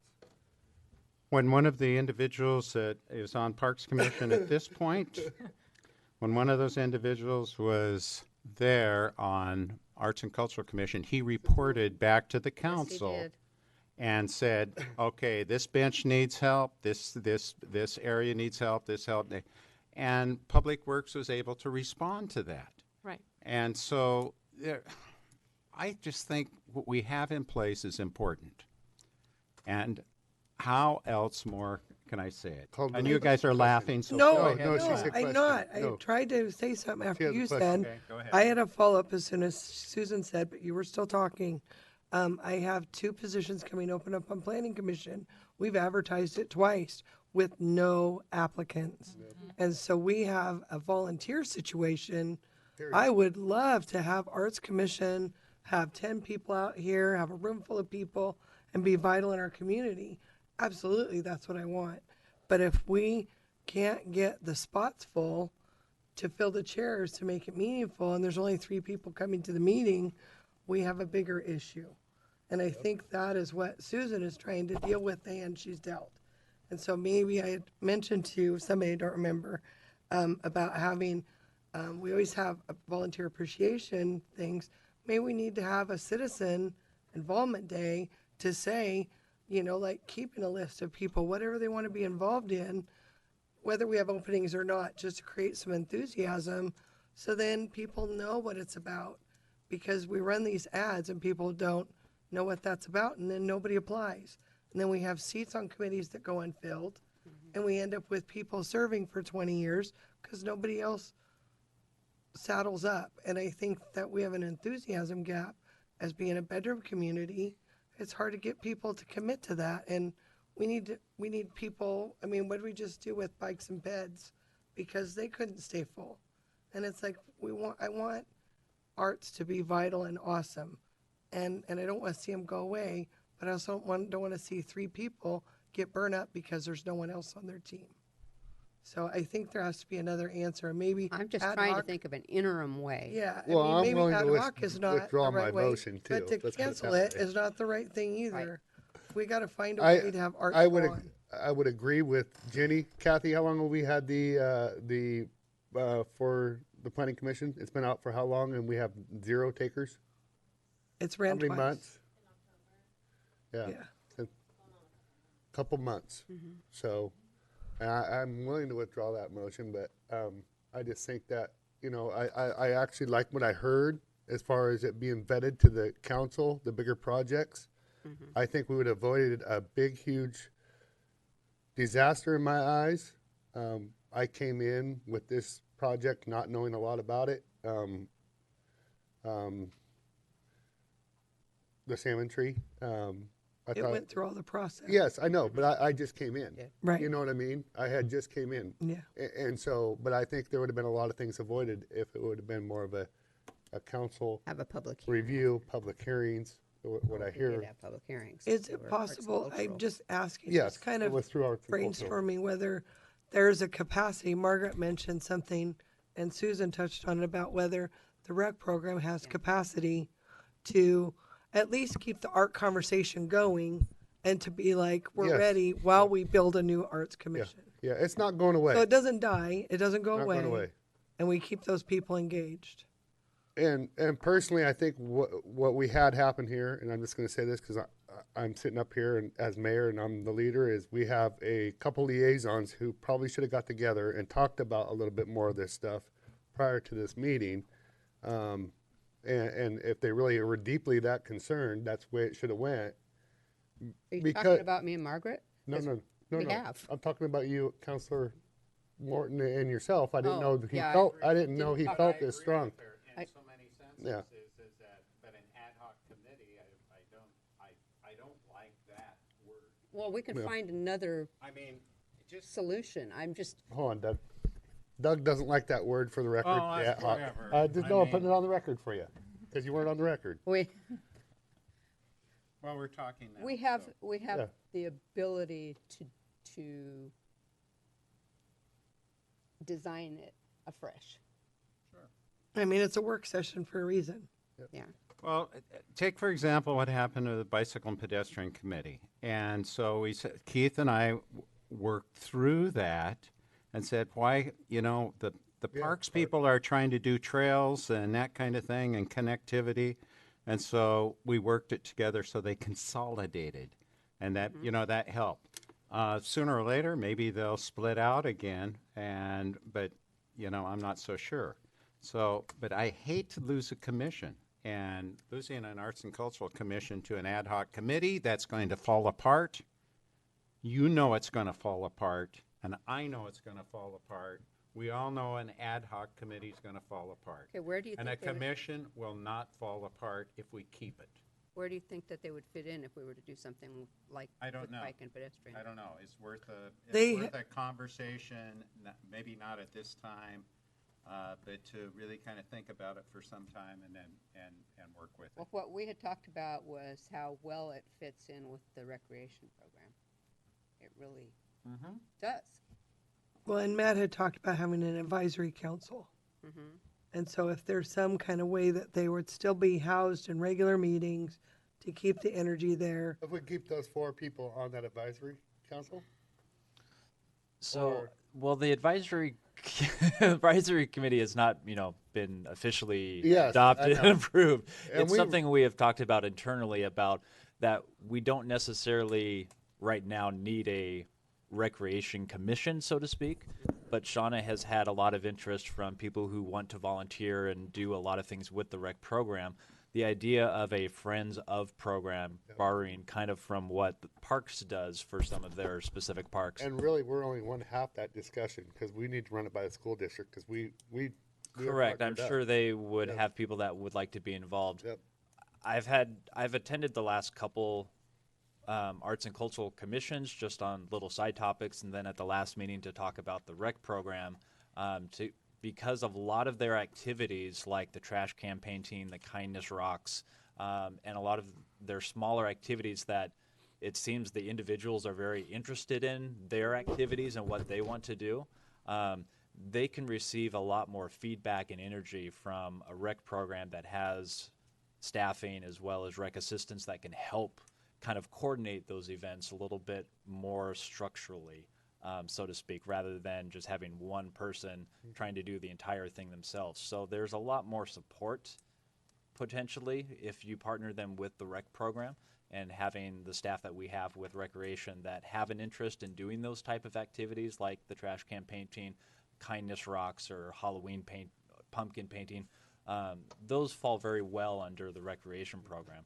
Like Margaret mentioned earlier, the larger events, when you get into discussions of a mural or something else, those would still be, obviously, go to you as the council for a decision. So, Kim, is this something that we could talk about? You'll be here next meeting. Is this something you could bring back up? Sure, as I a- just wanted to start a please? When it would give Matt a chance to. I'm not trying to rush it. You got anything else that you want to report? Nope, I just wanted to start a discussion about that. I just looking at the time, and we're going to be back here at 6:30. So You got me ignited. Councilor President Morton. We had too many things to talk about this week. Let's talk about partnerships. And one's coming up and around the corner with the county. And they are looking at a program, Stacy Tyak, especially. She's a juvenile person over here, and they're looking at Youth Era. Maybe you've heard a little about it. I'm not certain. Yep. And so I know Alex Tardif is involved in this, and this is really very exciting. I don't know if anyone else on the staff has heard about this, but when I started talking with them, I'm saying they were looking for a facility to save, like $70,000 a startup and some types of rent. It looks like they'll be having 2 FTE. And this is going to be probably started out of the Ford Foundation and continued out of mental health kind of thing. But what they're proposing is and what they have already structured is drop centers for youth in communities. And drop centers they have on staff people who are very well qualified in mental health. And so here you would have 2 staff members in a drop center who could help out with people from like the ages of 12 or 14 up to 25 or 28, something like that. And so they're just called drop centers. And so there's this kind of like, how are we going to take care of these people who are maybe drop out of school and maybe not graduating, and how are we going to keep them in school, and how are we going to work with success with them? It sounds like a really neat program. So when I heard about that, the first thing that I did, Matt, was say, hey, we've got a rec center that could be a perfect fit for Columbia County, and Columbia County's looking at this as going forward. We've got a rec center that could possibly help facilitate that program. And I just thought, I became excited about it because here's a perfect partnership. The county, Alex Tardif is really the point person on this, kind of pushing it forward. And I got involved, so I just said, that's the one thing I could offer in terms of the city. I'm thinking, what can the city do? What can the city do? And then I thought, well, there's a rec building. So I just wanted to. Yes. Can I jump in? Because You jump in I had a because- talk with Alex on Monday. That's first I found out about it was Monday at the Leadership Summit. I told him the way it is designed, they want to have their own center. The youth want to have their own like little club. And I thought, I don't think that the Farah building with our rec program, we can't promise that they're going to have it Monday through Friday or Saturday and Sunday, because there could be a scheduled event that comes up that takes. But Shauna's been working on Shauna this and for a I while. actually met with the youth era, and there were people. They had 2 or 3 people that came out and looked at the building right when we first got it. Oh, good. And we did talk about requirements of their space and everything. Yes. At the time, the discussion was around they wanted a center, and they wanted control of the center from this time to this time, Sunday through Saturday. A set kind of time, thing. A right? set time, and it went against some of what the activities that the rec program was planning to do on that. So youth leagues, activity classes, and everything. So we never really reattached after that initial meeting of kind of saying, this is what the youth era needs versus what the rec program needs. Now, whether the city decides in the future to let them lease that building or rent that building for that, that's another discussion that you could bring up. And then we look at a new building for the rec center, maybe the senior center. An idea to throw out there that we can still do activities and classes in. So that may be a potential in the future. We still have a little work to do on the building, but It's just a whole idea that it opens It's up a an great avenue idea. of a partnership and talks. Correct. And so if they're in a little tight box about they need their place 24/7, it isn't going to work. And maybe it could, but who knows? I yeah. mean, there's all Like I kinds said, of you can always look at renting the building to them for or a section of or a the section of building, that or a building. small something. portion of the So the core of our conversation, if you, John, remember, we sat here and we had Stockwell and his staff here, was exactly this right here was part of the kid that is not doing too well in school, who can't afford to play sports or isn't doing too well and the grades are down and they don't qualify to play in sports, can come to this rec program, go play a game of softball, hit a double or maybe even a home run, in park home run or out of the park home run, and come out of there feeling he's kicked off a bunch of endorphins. He goes home, he's feeling great about himself. He's like, there was somebody there who mentored him, talked to him about schooling, how important it was. He gets home, he's got that homework, he gets on it because he's already had some activity. It just helps broaden their minds, in my opinion. So that was our discussion. So we can have further discussions about it. So with the them. the county with what they're saying, that's what was the core of our discussion, actually with the school district. Maybe Right? the county can help out financially with the building a little bit, Maybe that would- and that be part of the youth era thing. So Maybe. there's a lot of possibilities. Yeah, there is. So And Stacia got involved, kind of like on a roundabout way, and there's a heck of a lot of money there. Mm-hmm. It just That's so you know. Can I interject here a little bit? Because I didn't know this was going on, but this is exactly what we talked about at the teen center when we worked on it years ago. And this is what we talked about was a place for the teenagers that are having issues to go to in the afternoon. Right. And that's when Mayor Peterson and I went to the senior center to develop that for that and whatnot, which is a perfect place for it. Now, I've heard that maybe they may be open to it more now than they were a few years ago. So, food for thought. I think it's just, it's just the evolution of the at-risk youth. Its issue has finally gotten big enough that everybody can see it now. Everybody on this council has seen it for years, but I think it's gotten attention of some other folks. And I mean, clearly we're all on the same page. It's just better keeping the communication open. Dishes and juveniles. To finish up my report Yep, again yep. on a partnership with the veterans and partnership with Lower Columbia Engineering and our city.